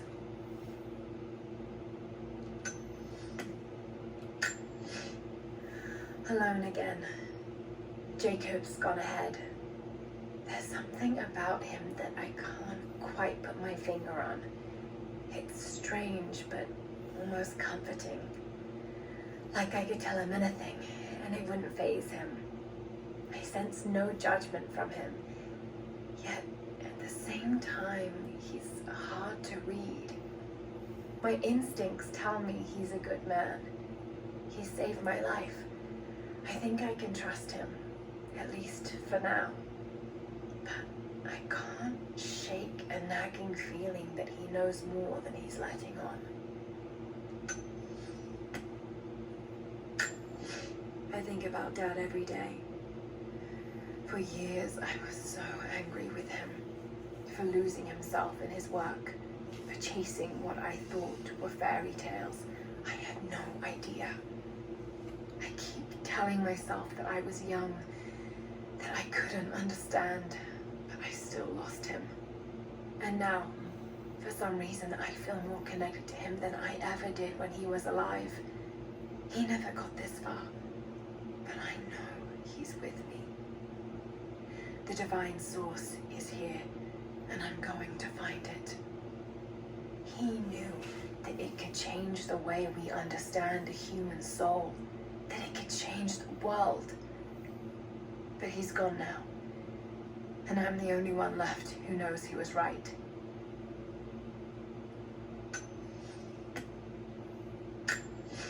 Separated again. I just hope Jacob's still alive. I don't know exactly where I am. That's rapidly becoming the story of my life. I'm fighting to survive, yet strangely, I feel hopeful. There are incredible ruins all around me. This must be part of the Prophet's lost city. But how much more is true? The divine source, could it really be here? Jacob and his people are resilient. I'll give them that. Trinity is on their way. They could do with my help. And this atlas from the mural, if it really is some kind of map of the ruins, I've got to find it before Anna. If I don't, then all these deaths will have been in vain. And I can't have that on my conscience.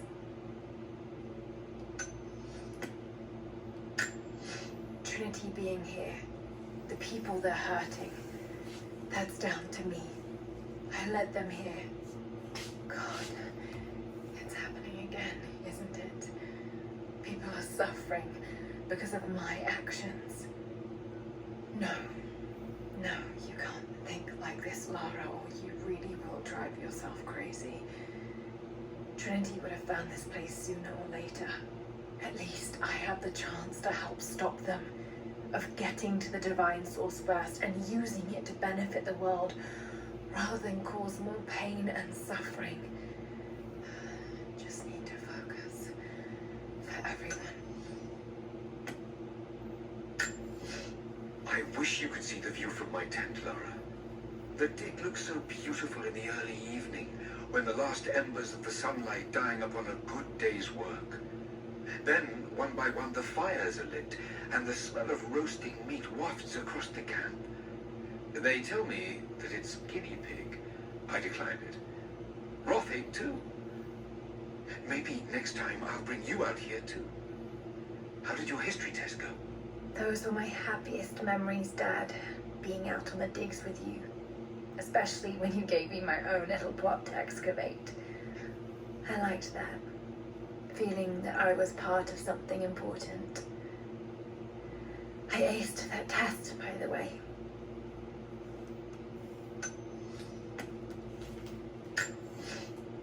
I want answers, but what choice do I have now? I can't let Trinity wipe these people out. There are lines here that I crossed a long time ago, and there's no going back. I've got to help them. It's clear that Jacob's people would die for him, and he for them. That kind of loyalty is rare, and to find it here at the ends of the earth is truly remarkable. If I fight with them, perhaps Jacob will trust me enough to tell me what's really going on. So much violence and death. Jacob's people have been through so much, yet they continue to fight. They are bound by an oath taken by their ancestors, a duty handed down from the past. But I see a people who simply want to live in peace. I believe it's time for them to let go of the past. If I can find the Atlas, it might lead to the divine source. I could take it away from here. They wouldn't have to suffer anymore. They could share the burden of the truth with the world. But if all this leads to nothing, I don't know what I'll do. I'm ahead of Anna now, but I don't know what I've gotten myself into here. Something else dwells in the darkness of this place. But I've got to continue. I've come too far. Anna thinks she knows me. And maybe she does on some level, but she doesn't know everything. And as long as she continues to underestimate me, I might still have the upper hand.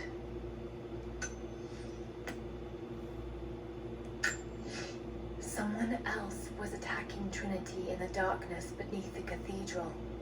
Could it be the Deathless One Sophia spoke of? And if so, what part do they have to play in all of this?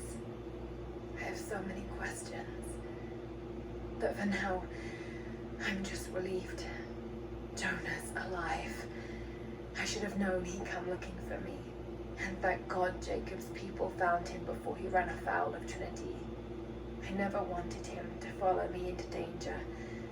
But I have to admit, I'm happy he's here now.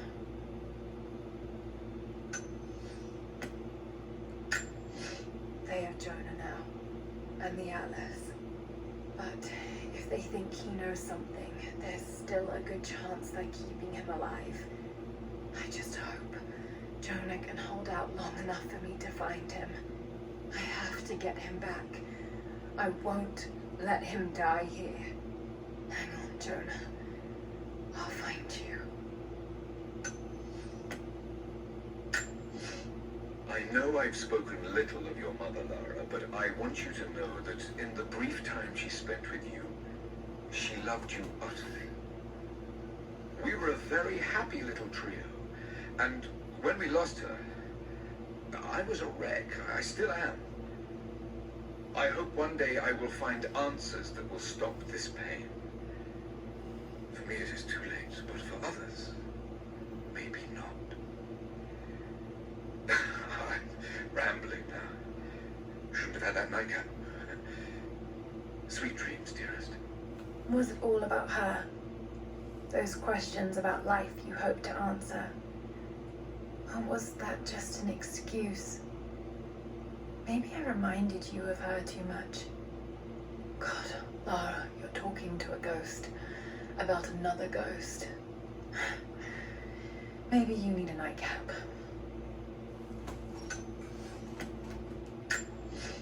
I know that you like to read the archaeological journals now, but I urge you that if you see anything written which is less than pleasant about me, to ignore it. There are those who simply do not understand the work I'm doing here. Perhaps they're even frightened by it, but their fear and stupidity is not my concern, and neither should it be yours. I will explain everything in good time, my darling girl. The people that were frightened, were they Trinity? You never told me. I guess it doesn't matter now anyway. They found their way to me. Now I'm going to have to deal with them. I just have to catch my breath for a moment. This place, Kitesh, Jacob, the Deathless Ones.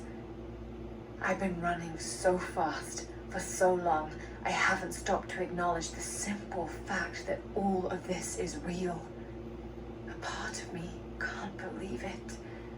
But I know Jacob was telling the truth. Whatever made him is here, and I'm going to find it before Trinity. I only wish Dad was alive to share in this discovery.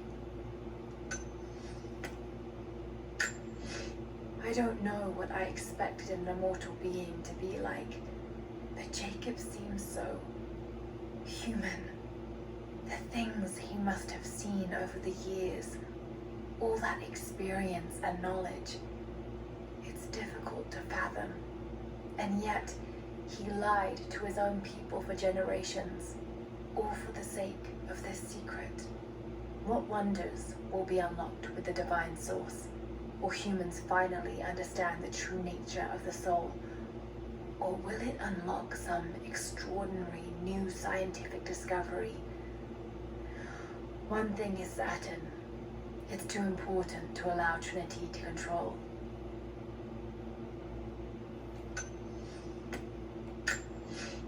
Before I even held you, I almost lost you, Lara. Yet you fought back, determined to live, breathe, ball your tiny fists and scream the hospital down. It was the best noise I ever heard. When I went home that snowy night, I cooked myself a steak. Then I drank half a bottle of whiskey, tried to make snowshoes out of tennis rackets, and fell asleep with the cat. I was so damn happy. I think I must have heard that story about a dozen times, and I could hear it a dozen more. I wish that could have lasted. I wish we'd had more time.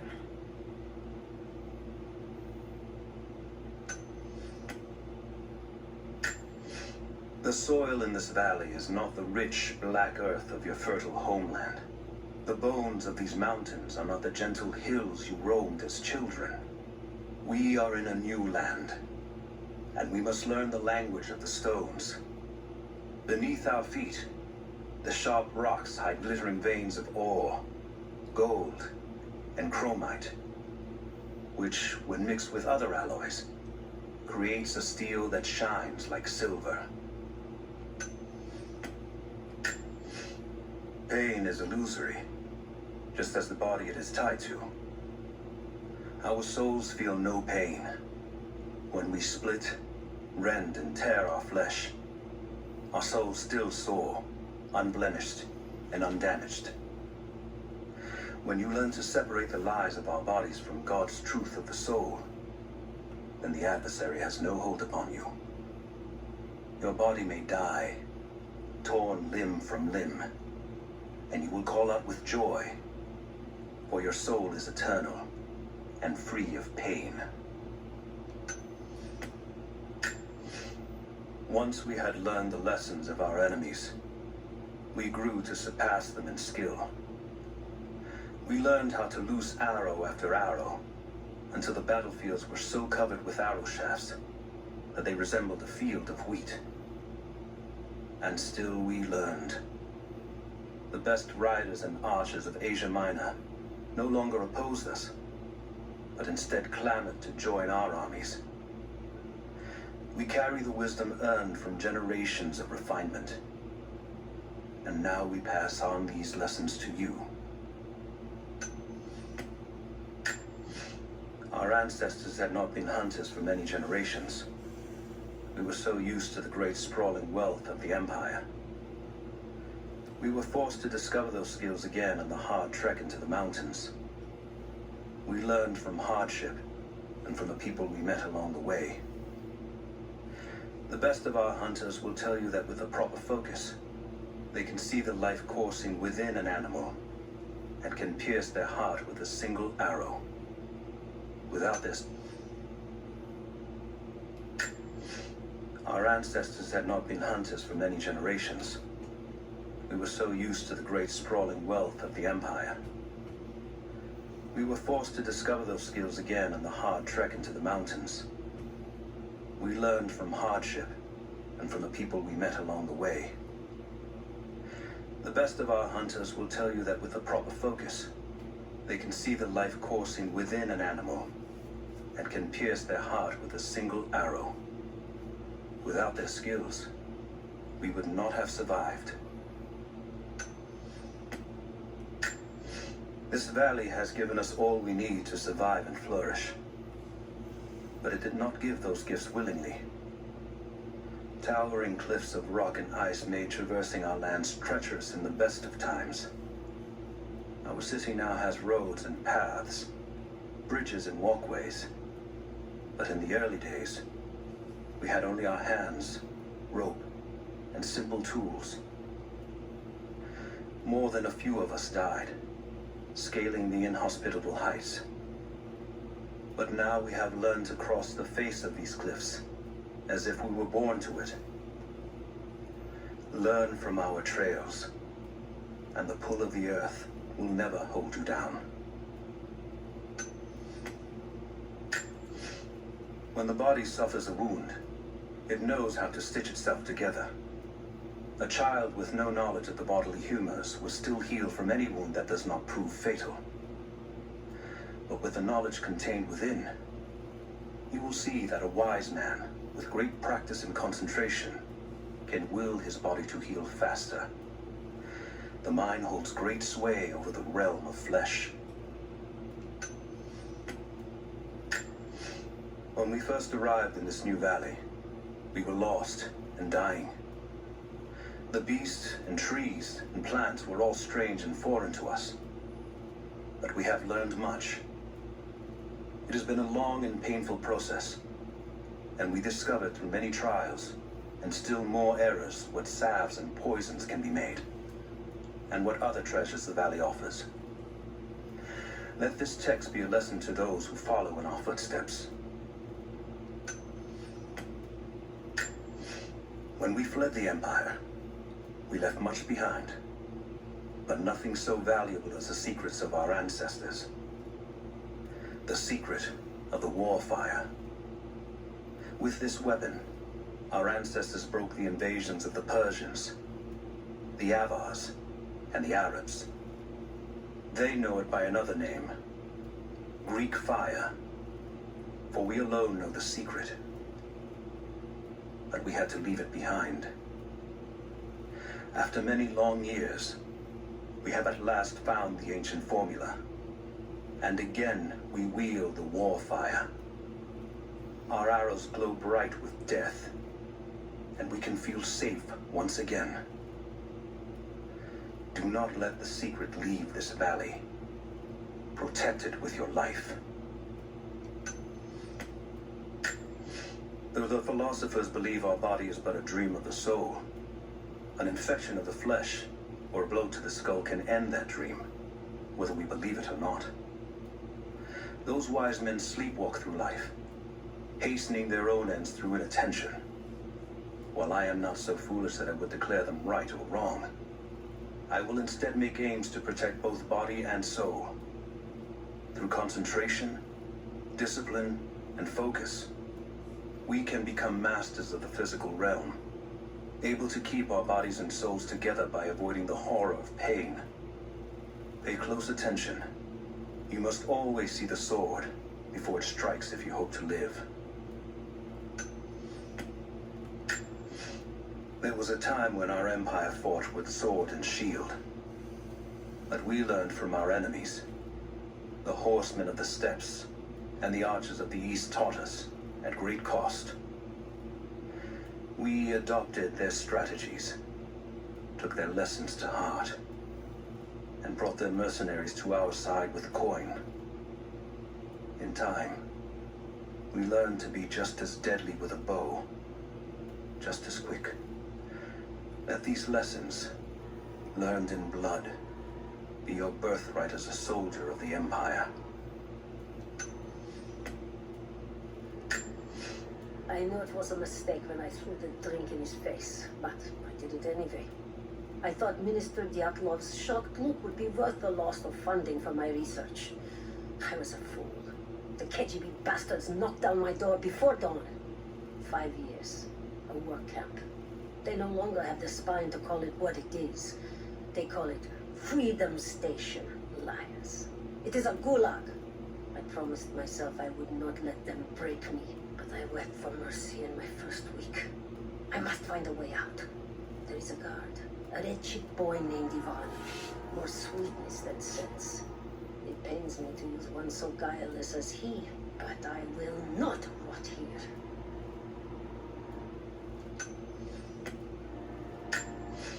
Ivan, I thought it would be simple. Most of these rough, stinking dogs take what they want from the prisoners. I chose Ivan because I thought he would bend, but it is worse than I thought. He is a good man. He does not want to be here any more than I. That sentiment holds little weight when he eats well and sleeps with a blanket. But I credit him with a moral compass these others lack. This place sickens him. He knows his part in it. Hates what he does. I caught him pushing back when he thought no one was watching to calm his guilt. I told him it was not enough. Showed him how to do more.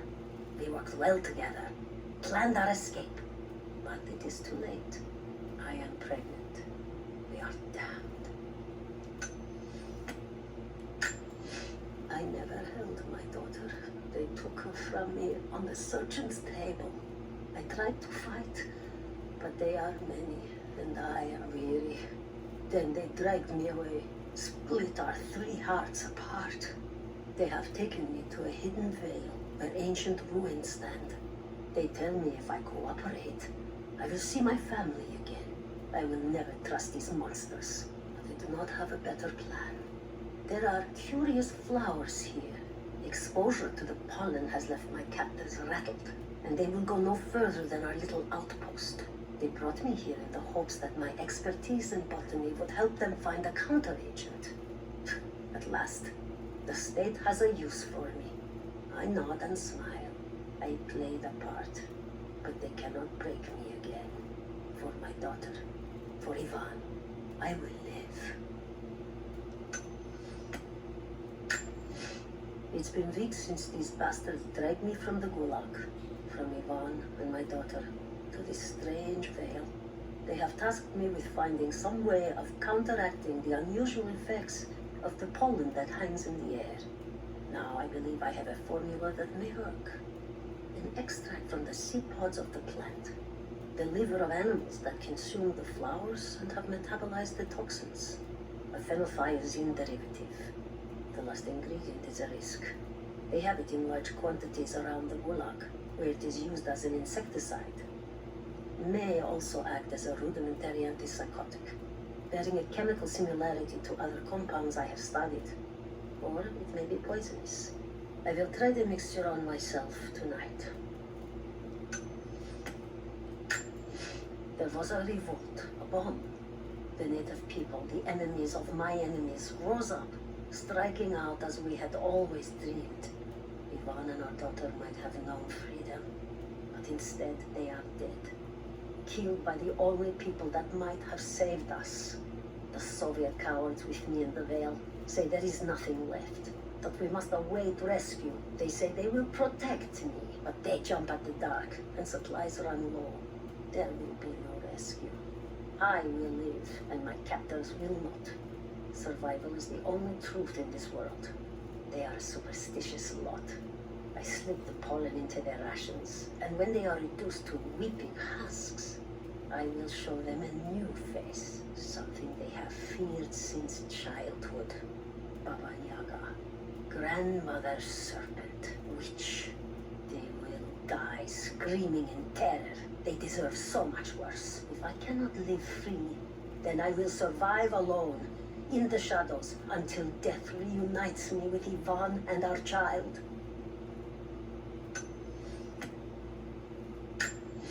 Nadia, my granddaughter, by now you already know. I am going into the Veil to kill the witch, Baba Yaga. I have gone to seek revenge for your grandmother. There are newcomers in our valley, armed men arriving in helicopters. I do not know what they want, but I know if I am to go, this is my last chance. You deserve to know the truth, to know why. Your grandpa is not a wise man. I have become, with hard work, a good man for your grandmother's sake. But it was not always so. I came from the west, where even a small village has thousands of inhabitants. I was a lazy young man, and I dreamed of an easy life when I joined the party. A comfortable desk in a big city. But they sent me here, to the ends of the earth, to watch men and women work and starve and die, to participate in their punishment. I knew it was evil, but I did not know how to fight until I met her. When the guilt of working in the gulag became too strong, I would lash out. A stolen screwdriver, misplaced paperwork, futile gestures that would never balance the scales.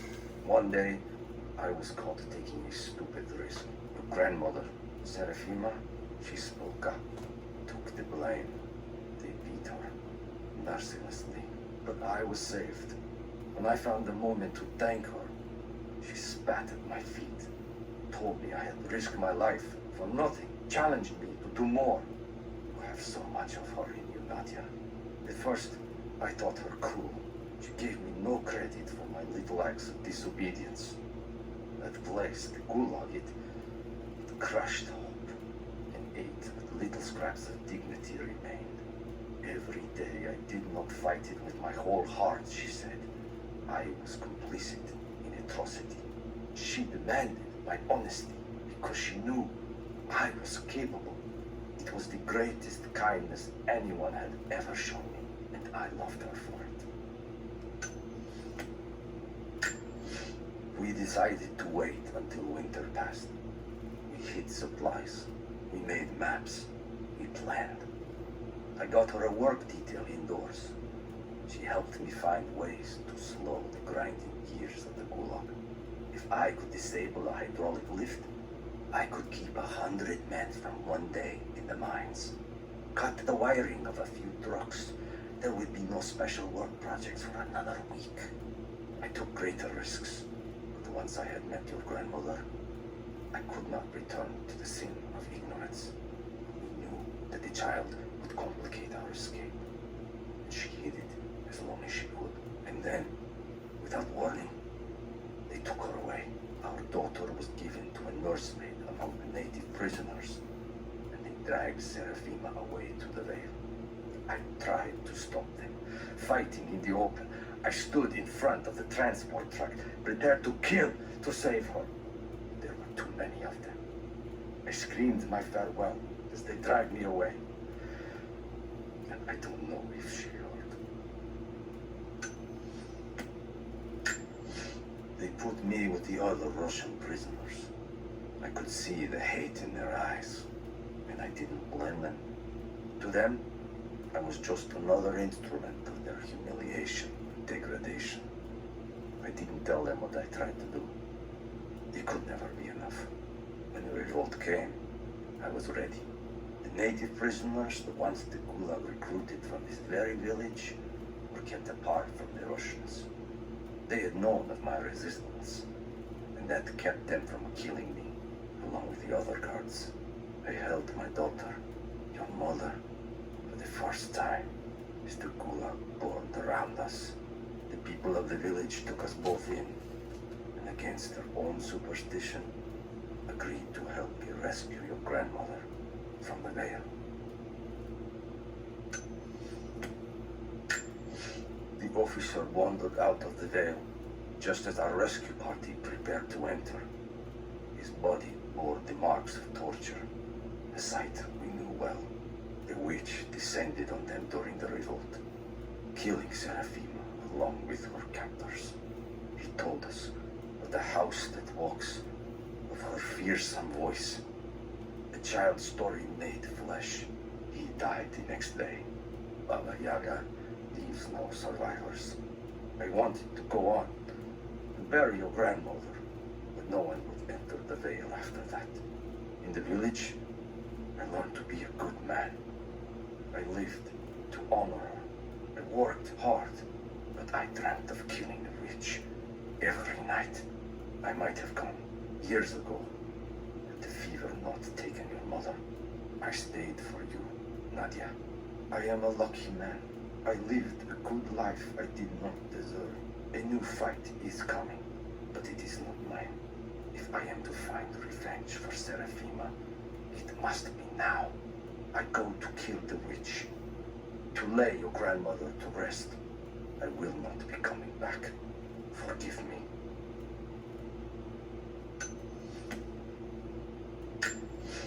It is my great honor to have been given the responsibility of overseeing the construction of a shrine to the Apostles out in the Far Vale. The site is on the very borders of our newly founded city, through a distant canyon. The natural waterfalls, geothermal springs, grant us an amazing opportunity to use our combined knowledge to create a place of solemn worship and reflection that glorifies not only the memory of the Apostles, but also our own recent advances in construction.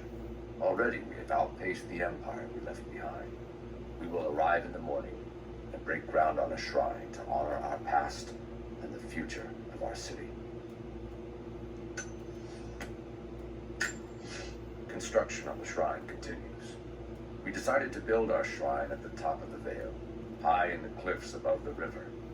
In the lower parts of the vale, where we quarried the stone, we constructed an aerial lift to bring cargo straight to the shrine.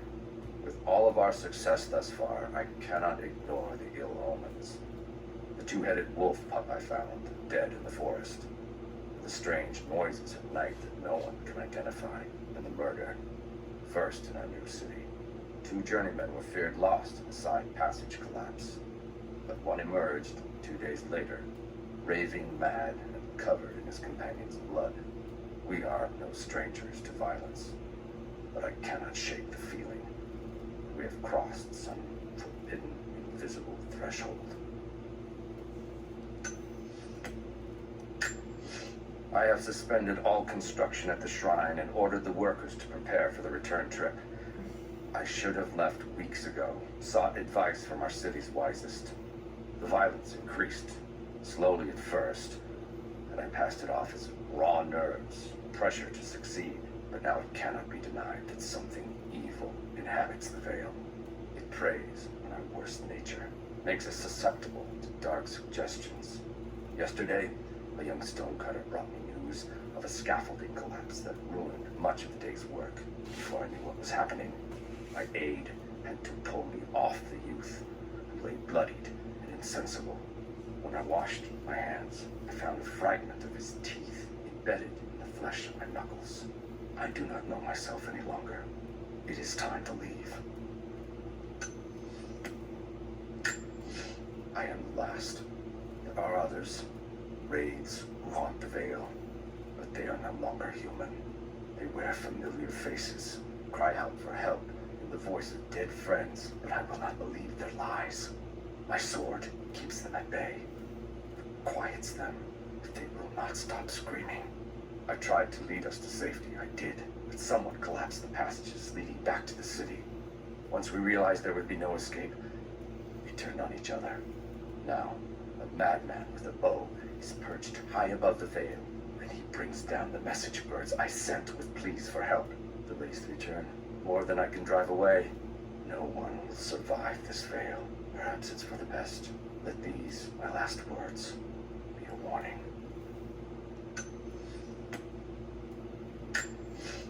Initial contact was made with the elderly native male at 0700. At first, we believed he was participating in an assault on the facility, but he proceeded away and through an unmapped canyon. We received authorization to pursue at a distance, and already we've encountered ruins and other promising signs. We're trying to keep calm out here, but this looks like a big find. That discovery bonus is as good as ours. It's all wrong. Lost the old man entering the veil. Lost Fisher. Lost Parker. Just gone. No trace. Can't trust the eyes. Seeing things. Corpses. Worse. Things that walk. So huge they hide the stars. Can't tell what's real. I'm sure there is a real. Is it the eyes? The eyes have to go. My hands are steady now. Billings goes first. Stop! Hold still!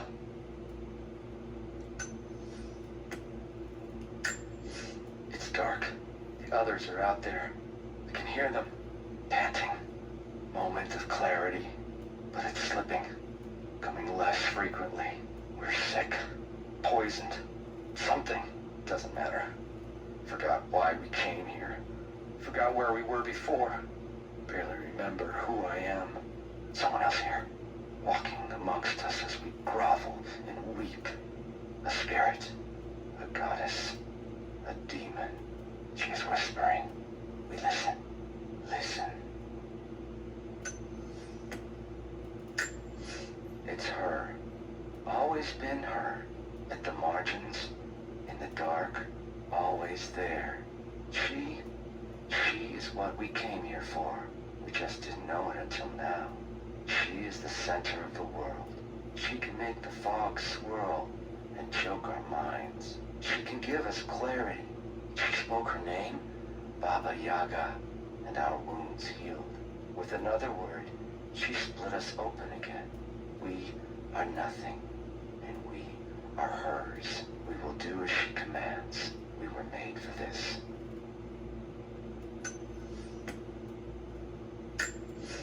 I don't have the words to describe what I just saw. I went inside the wicked veil looking for Nadia's grandfather, but I barely escaped with my life. It was like a fairy tale, but through a broken, filthy mirror. And Dad, I know intellectually it was all in my mind, but the gunshot is still ringing in my ears. There's something terrible going on in there, and while I don't believe that it is magic, it is extraordinary. I have to find out what's behind all this, but first, I have to find a way to see clearly. Nadia's grandparents, split apart by the Gulag, are reunited. They all have a long and arduous road ahead. Serafina wore the mask of the witch for so long, I don't know if she will ever be able to fully return to the world. And Yvonne dreamed of killing the witch to get revenge for his lost love, but they were the same woman all along. That wound he nursed for decades won't heal overnight. They're survivors. We all are. But it will be difficult. It will feel impossible some days, I know. At least they'll have a fighting chance, now that we know the truth. It may not be enough, but it's a good start. This veil is mine. I have watered the ground and cultivated the dreaming blossoms. No one will enter. No one shall leave. I will not endure the outside world any longer. Here at last, I am in control. I speak to myself, if only to hear another voice. It fills the space and the hours, but I have nothing to say. When the quiet overwhelms me, I try to sleep. I dream of what I've lost. I hope they died well. I hope that my dreams are only lies. I thought I survived to spite my tormentors. But now I think I survived to spite myself. This is not a life worth saving. No life is. There are new people in the valley. I will teach them that this existence is not worth living.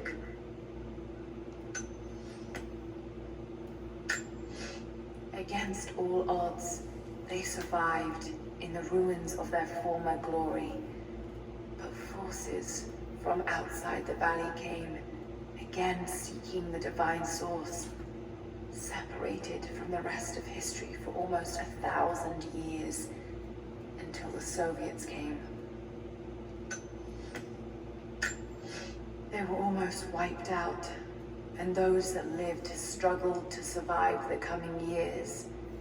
Without the city, they were forced to adapt, surviving from the land.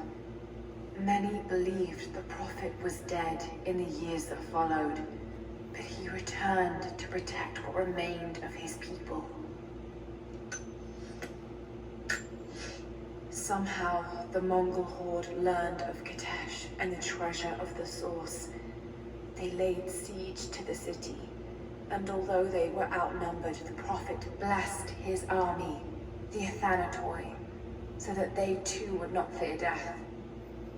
They fought for many days, until at last the glaciers rose up and swallowed the city, entombing it in ice. The city was a marvel. If half of this can be believed, it was the rival of Constantinople or any of the cities of the East. Still, they feared their old enemies would find them, so they guarded their borders and kept word of the city from spreading for as long as they could.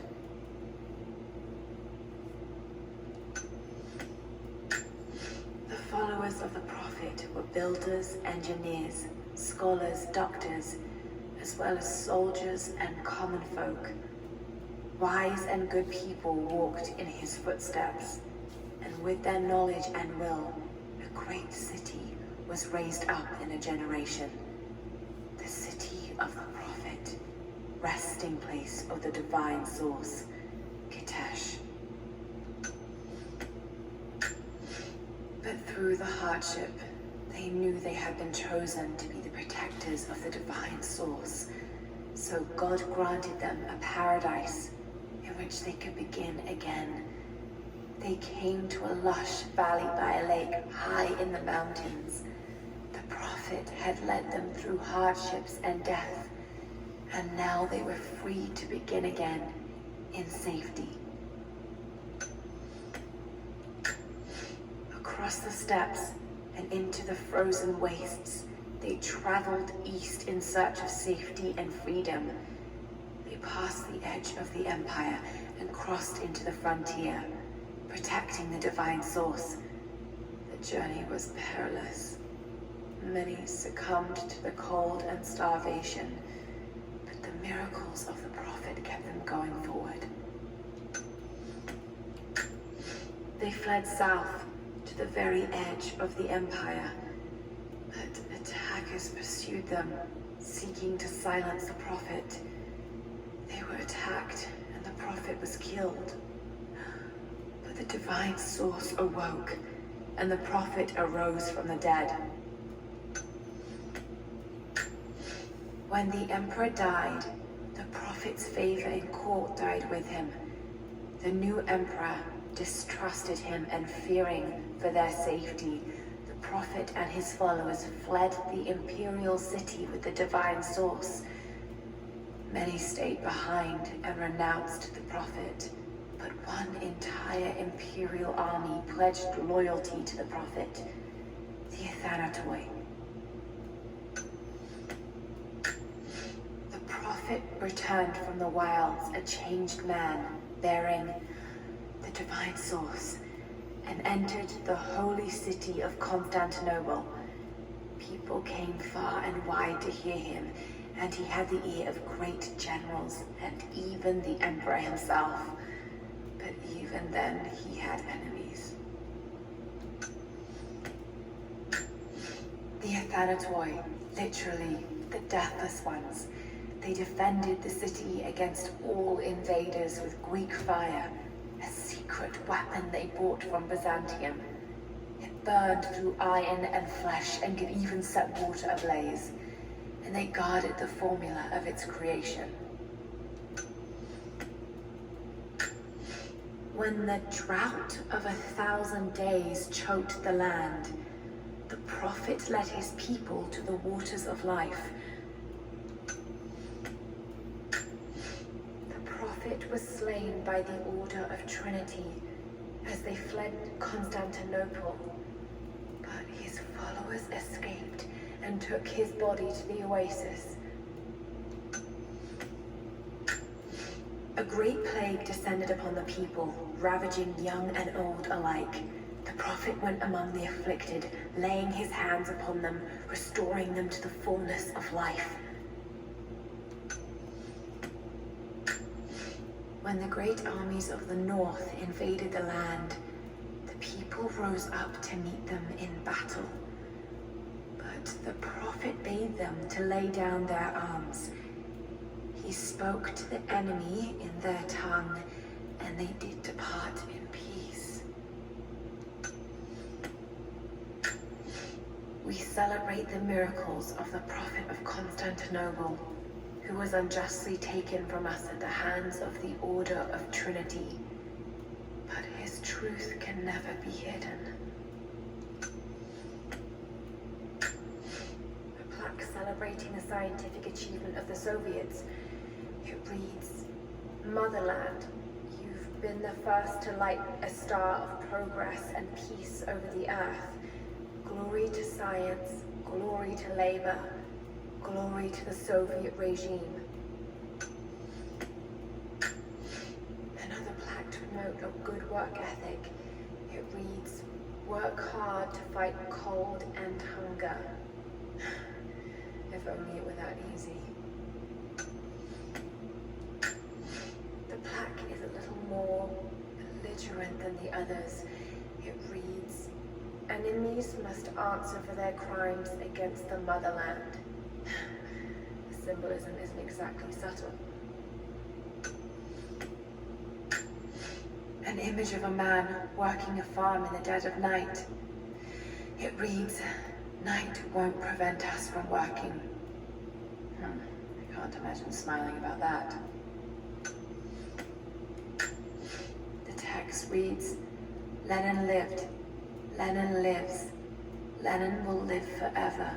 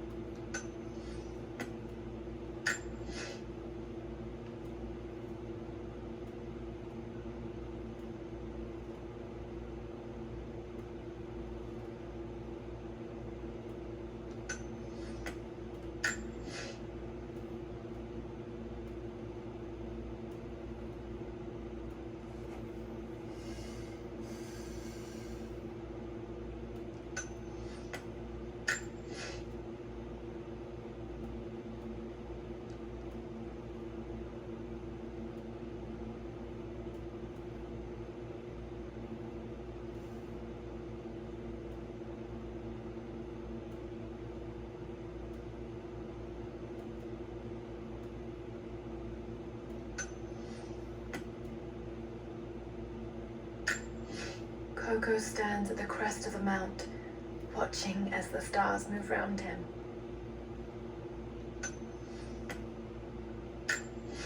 Damien lifts the black dirt of Katash up over his head, marking the place where the first building will be built. Aurora ministers to the wounds on the side of the road to Katash.